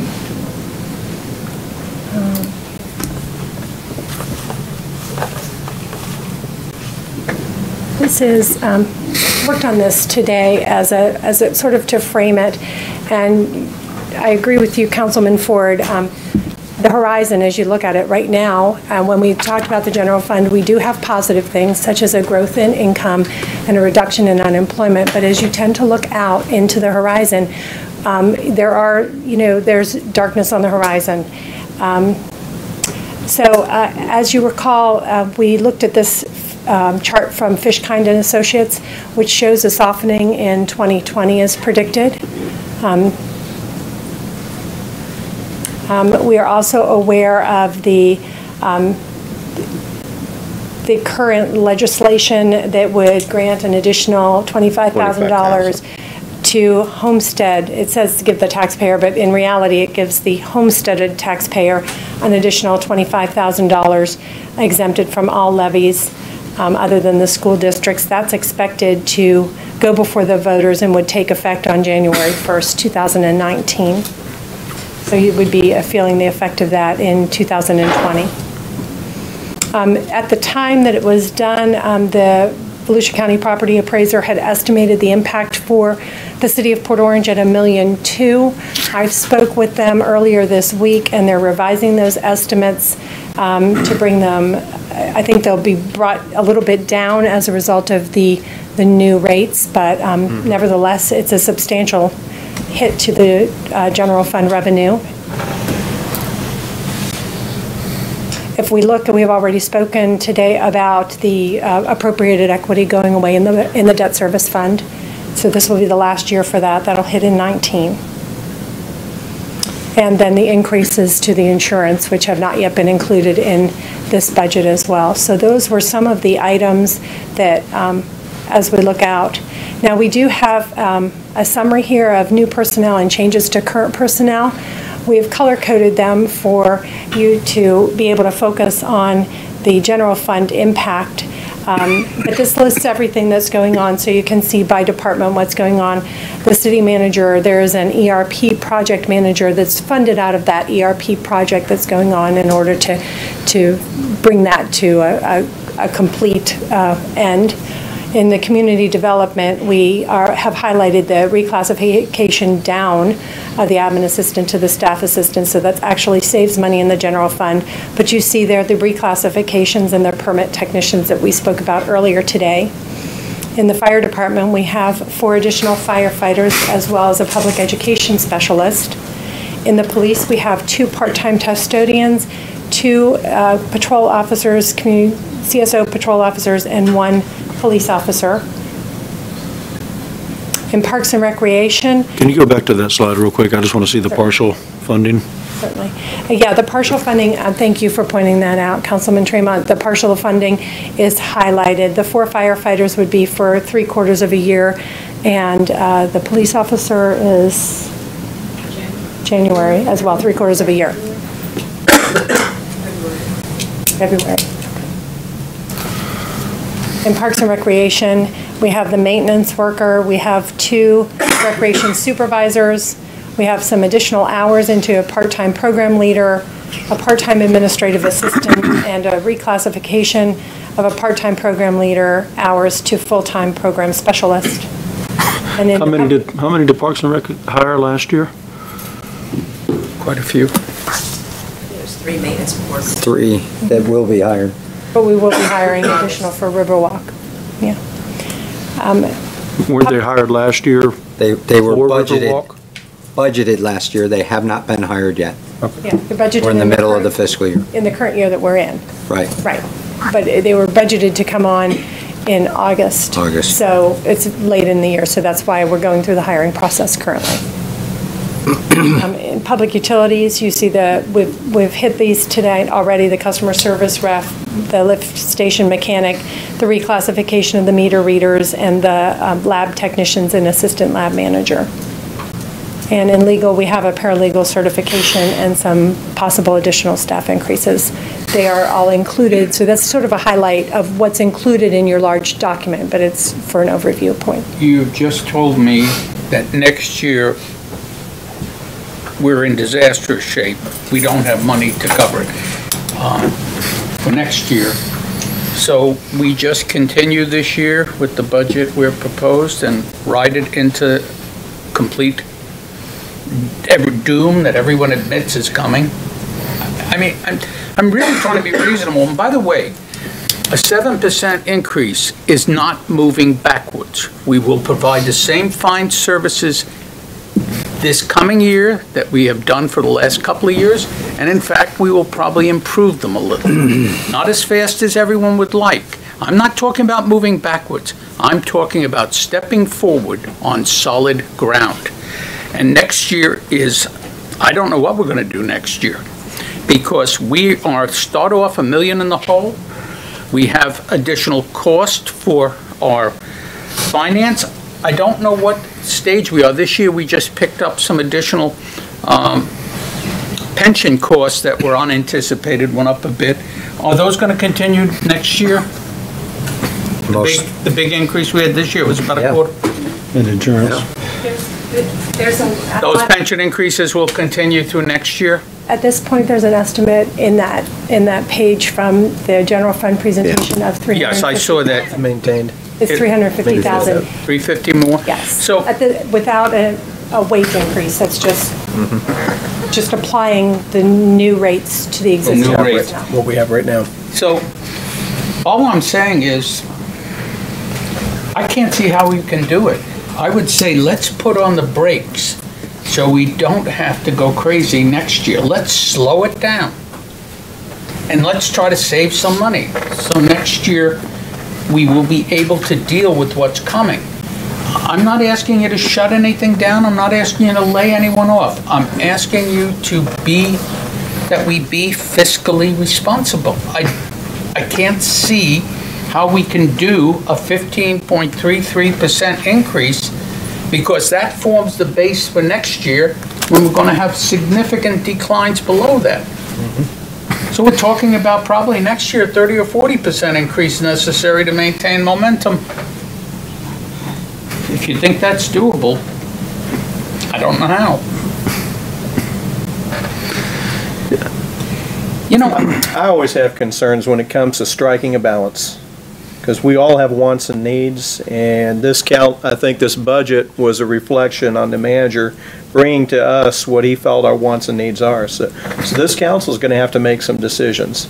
We're going to set a max millage rate, and once we've done that, Jake, you're going to have to bring back some the things that are on the table for us to decide what we want to keep and what we don't want to keep. And I'll gladly do that. And thanks for everybody so far pointing out some pretty relevant points. You know, everything on that budget based on council direction when we started building it was if it's public safety and it's needed, leave it on there. So it's on there. I'll make some cuts if you give me a percentage. I'm not afraid to do that. But you know, there's certainly some things that you're going to have to make a decision on. Yeah, well, and there's some things that you're going to need. Yeah, absolutely. You know, I got that, and I think the most important point for me, and the most important lesson I've learned since I've started in this job, is throughout the year we have to keep on going back to this video and remembering the budget negotiations and the budget conversations, not negotiations, but conversations we had when we're giving somebody 15 grand here, 20 grand there, 5 grand here, 5 grand there. All that adds up. Some of it's very necessary, I get that. But buy this, buy that, we need this, we need that. Fund our people better, fund this, fund that. It all adds up. And then when the bill comes due at the end of the year, it's like, how did we get here? So I will endeavor to do a better job during the year to go, you know, kind of, hey, that's going to cost us. Now once that's done, then the decision's made. We'll march off smartly. But we're here, and this budget is not the city staff wish list. This is kind of based on what I gathered you all wanted and what we thought we needed during the year. And Bob's right. There are a lot of things there that are good, fine, and wonderful in a lot of different ways. We can't. No, they're all good if you got an unlimited budget. You can justify anything, but we can't do it all at once. Absolutely. Before we entertain a motion and take direction, let's hear from the public. Who'd like to speak to this?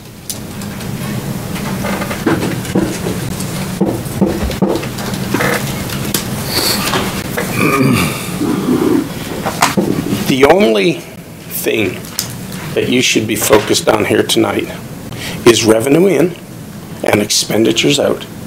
And I didn't hear that discussed tonight or last week when you met. Instead, we are way down the fund accounting rabbit hole, wasting time on internal allocations. It's almost impossible to offer intelligent commentary on this budget because it's hard to find the meat, in my judgment. I will go ahead and tell you right now that revenue is understated and expenditures are overstated. We don't have a problem here with anything in this city. This is a hoodwink operation. Now, you might think that that's just my opinion, but it's not my opinion, Mr. Mayor. If you go to page 32 of the September 30th, 16 CAFR, you'll see that revenue was understated this time last year in our budget by $1.56 million. That is very poor budgeting and planning in my judgment. We can't get to it any better than $1.5 million. Expenditures were overstated by $2.117 million. So why should we have any confidence in the numbers that are presented to us here tonight? Why? And you know, all we're spending our time on is the $45,000 pickups and 12 people passenger vans. They're egregious, but all they are is a distraction is what they are. The real meat and potatoes in this budget is back in the budget itself. I look at the police budget, I look at the personnel budget, and I see Mr. Vacant, Miss Vacant, Mr. Vacant, Miss Vacant, and you'll tell me, oh, no, Ted, they're all filled at this point. Really? Because last year the police budget was overstated by $700,377. And why should we think for 1 minute that's not what's going on in this budget here tonight? Mr. Ford has recommended leaving the millage exactly where it was last year, which is, as he points out, a 7-odd% increase. I would suggest you go below that. Go below that number. Force a real discussion of real numbers within this budget, because as both Mr. Tremont and Ford pointed out earlier, next year is going to be horrific. There's a real locomotive coming down the tracks next year. A $1.2 million locomotive. And what are you going to do next year if you can't be real this year? Just tax the people that are left standing, primarily the businesses who get no sheltering whatsoever on Homestead? You're going to tax the bejingo out of them? That's the only thing I can see based on what I'm seeing here last week and again tonight. Thank you. Thank you. Anybody else? There being none, back to us. Whatever we do tonight is going to be, my hope is that it's a starting point for a conversation, whether it be, and I think maybe the going to rollback is a stopping point. Myself, I was looking at 8.9 and what we need to do between that to get to rollback, but bottom line is that I don't think any of us hate anything that's in the budget. I think we hate what it costs, so we've got some tough decisions to make. So let's make those tough decisions, and let's start right now. I make a motion that we go to the rate of 4.4542, which would be the same rate as last year. But to be honest, it will bring us about a little over 7% additional funds. And, that's my motion. Second. We have a motion and a second. Comments, Chase? Bob? Drew? No. I know what you're thinking. Or I think I know what you're thinking. I'm not supporting that. Comment. I respectfully, of course, I always appreciate Drew and I appreciate his comments. I also want to second, I don't believe it's a going backwards. When you read through the citizen surveys, I don't hear negative comments. I don't hear the shouting for more services. I hear this is awesome. This is why we're going to 65,000 because we're a simple town. And we keep it simple. We do what we need to do, and I respect, of course, the opposing side. I don't feel it as a going backwards. I think we're maintaining the great city that it is, and frankly, I don't care where we sit in relation to all the other cities and to what they pay in taxes. If we want to make a comparison, then if we make a competition out of it, then I want to be the lowest, not the third lowest. Well, I think we can do that rather easily because I'm looking at the max mills of all our neighbors, and they're all in the double digits. Sixes and sevens, and I mean, we've consistently proven that we're doing more with less. And that's what we should continue on that path. It's going to get us in trouble. The taxing authorities, the only taxing authorities I care about are the one that affects Port Orange. The Water Management District, when they raise their rates, the county, when they raise it. We can't control them. We can't, but what we can control is what we do, because we're the only ones that are really going to care about our residents. This is our house. Like I said before, me personally, I'd like to see us set a rate in the single digits and move before, because this is our max rate. We're going to set our actual rate in September, and we've got a lot of work to do. We've got 5 Tuesdays and 4 Saturdays if we need them in August. But with that, call the roll. Councilman Tremont. Yes. Councilman Bastian. No. Vice Mayor Ford. Yes. Mayor Burnett. No. Motion failed. Motion has failed. I will entertain another motion.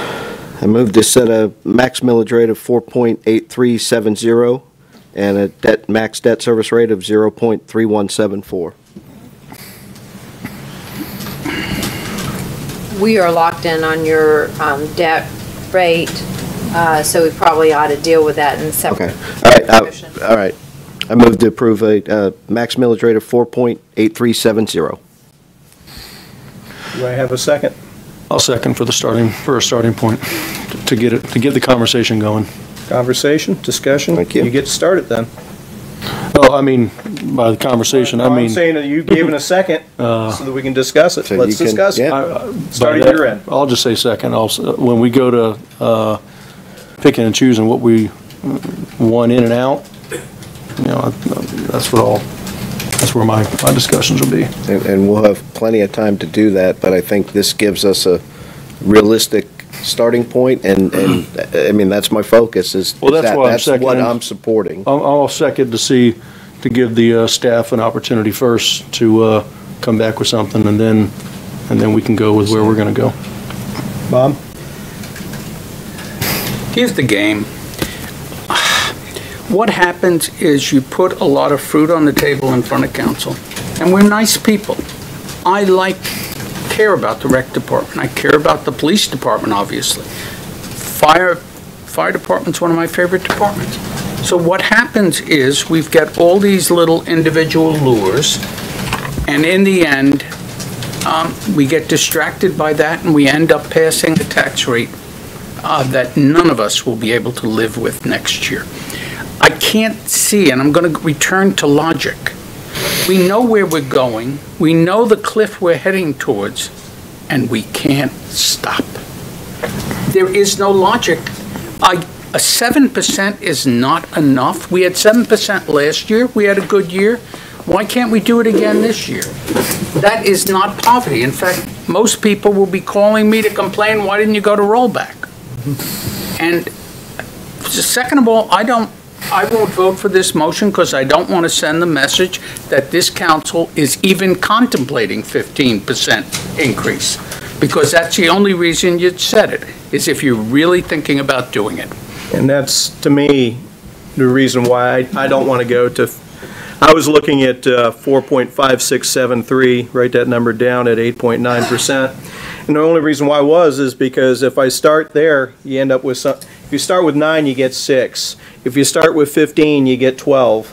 And I think the heavy lifting's got to start tonight, but that's my opinion. Any other comments on this motion?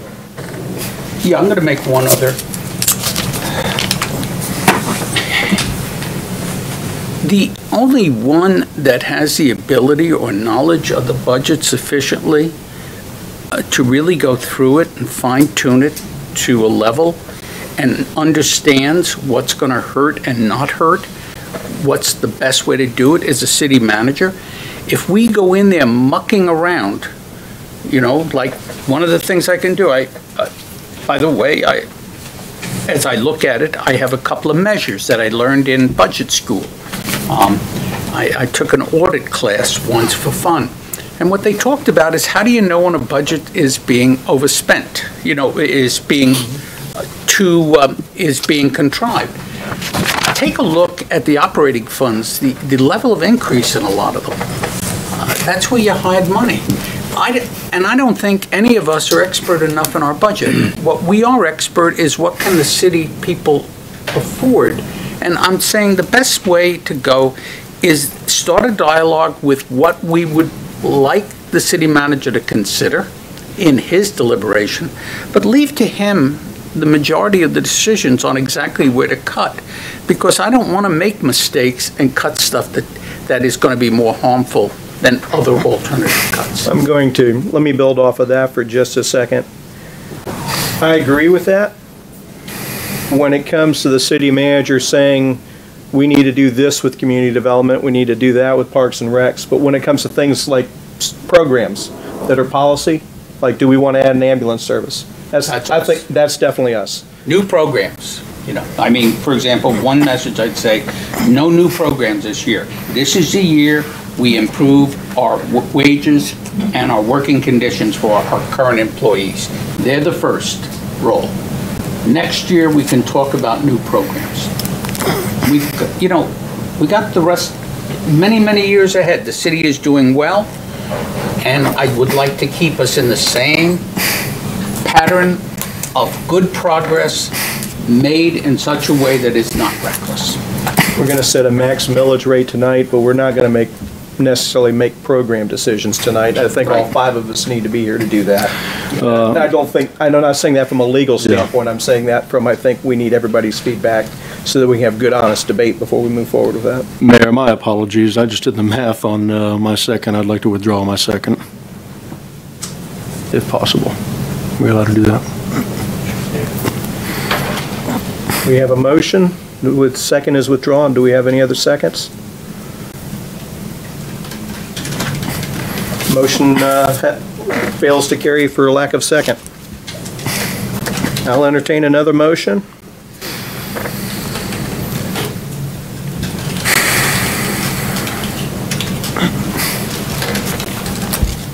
I'm sticking to my guns, so I know where I want to be. Yeah, I know where you want to be, and I can appreciate that opinion. There ain't going to be a second coming from here because that's simply not possible. There's no second coming from my left in either of those seats, so obviously we can't do that. At least we can't do that tonight. Are there any other motions? There being none, I would like to request a special meeting for Monday, August 31st at 6 p.m. so that we can set a maximum millage rate. We can't go into July. We can't go into August. No, Monday, I'm sorry, July 31st. Yeah, August would, yeah. August 1st is Tuesday. Is that sufficient time to advertise? It's sufficient time to advertise. Tracy, is that sufficient time to? Can they not do a motion and do a second? I asked for additional motions and Mayor? Nobody has a. Nobody's given them to me, so I mean, I've got to take some kind of action. Yep.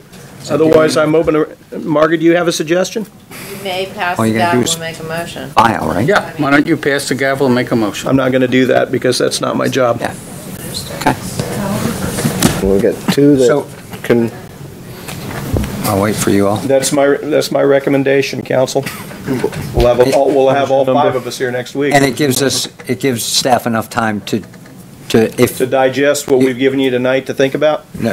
No, you haven't really given me anything to think about. Guys, let's set it. We need to set a max tonight. We put it off last week. I don't want to put it off again. Let's set a max. Well, then hold on, Jake. Let me ask one more time for a motion. What is the number you recommend? I'll make a motion on it. 4.5673.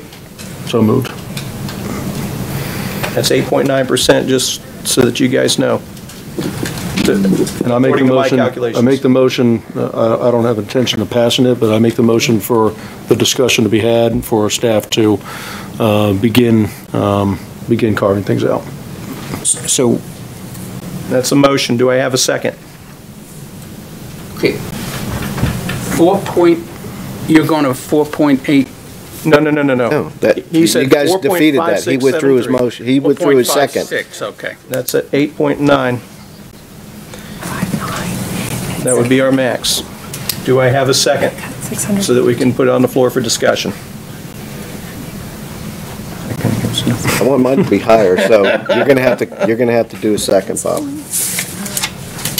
this second. Second. We have a motion and a second for 4.5673, representing a max millage rate potential. I believe my rough calculations showed that at 8.9%. Comments? Drew? I don't have any comments.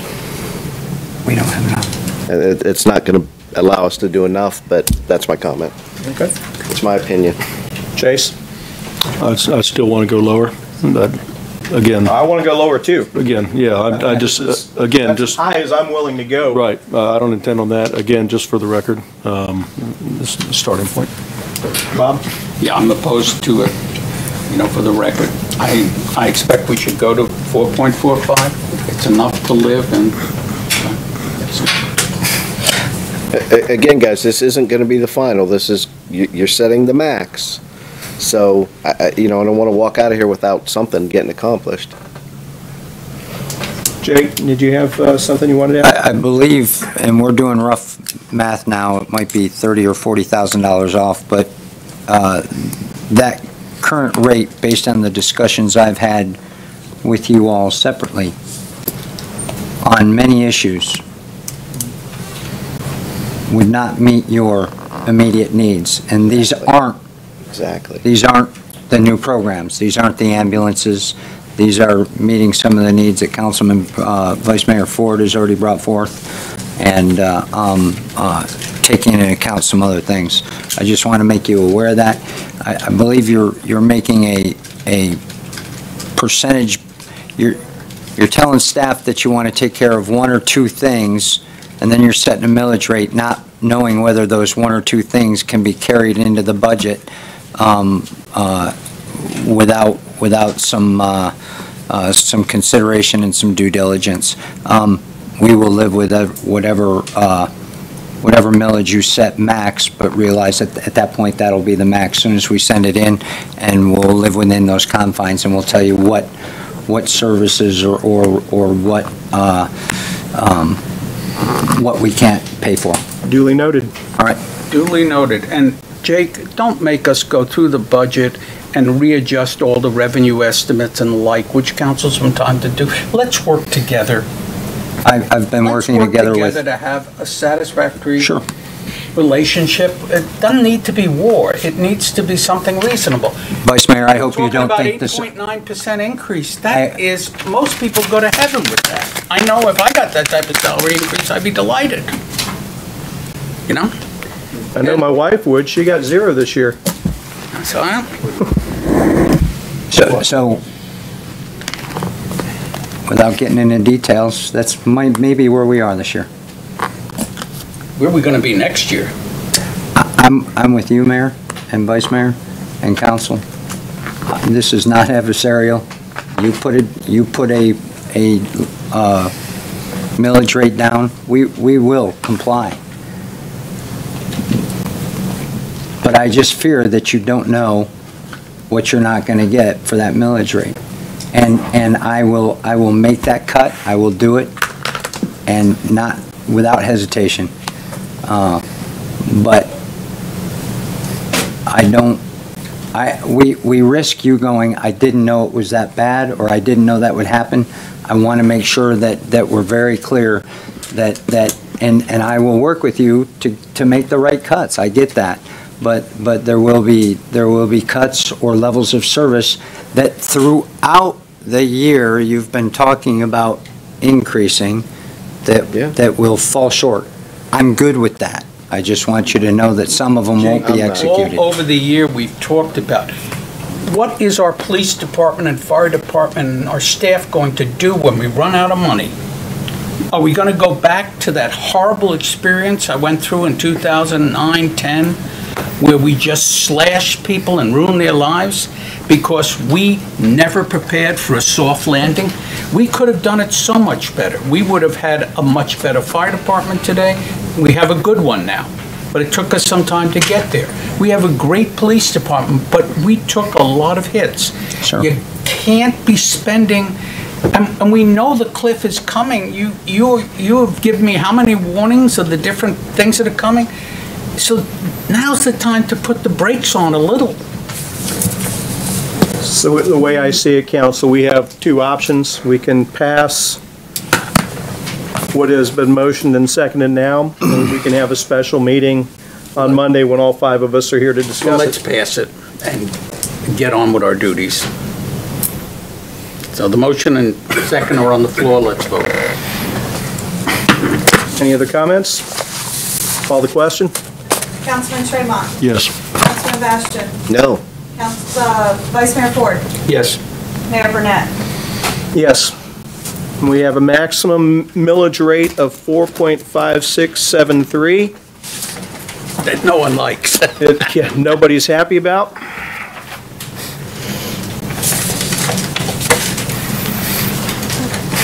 So, Mayor, we also need to set our bond rate. so I need a motion to establish the 2016 general obligation bond millage at .3174 mils. So moved. Excuse me. Is that 2016 or 2006? Move to establish the 2016 general obligation bond millage rate at .3174 mils. 2016 bond. Excuse me, that's the refinancing? Yes, Okay. the GO that we refinanced. 2016 GO for the 2018 budget. Right. And I've got 3 motions. Second. We'll give the motion award to Bob, we'll give the second to Chase. All in favor? I'm sorry, we need to call the roll. Councilman Tremont. Yes. Councilman Bastian. Yes. Vice Mayor Ford. Yes. Mayor Burnett. Yes, 4-0. I need to move to set the public hearings for the tentative millage rate and tentative budget on Tuesday, September 5th, 2017, and the final millage rate and final budget on Tuesday, September 19th, 2017, both at the time of 6:30 PM in the City Council chambers located at Port Orange City Hall. So moved. Second. We have a motion from Drew Bastian, a second from Chase Tremont. Call the roll. Councilman Tremont. Yes. Councilman Bastian. Yes. Vice Mayor Ford. Yes. Mayor Burnett. Yes, 4-0. Margaret, am I home? Yes, sir, I believe you're home. Good night. You beat me.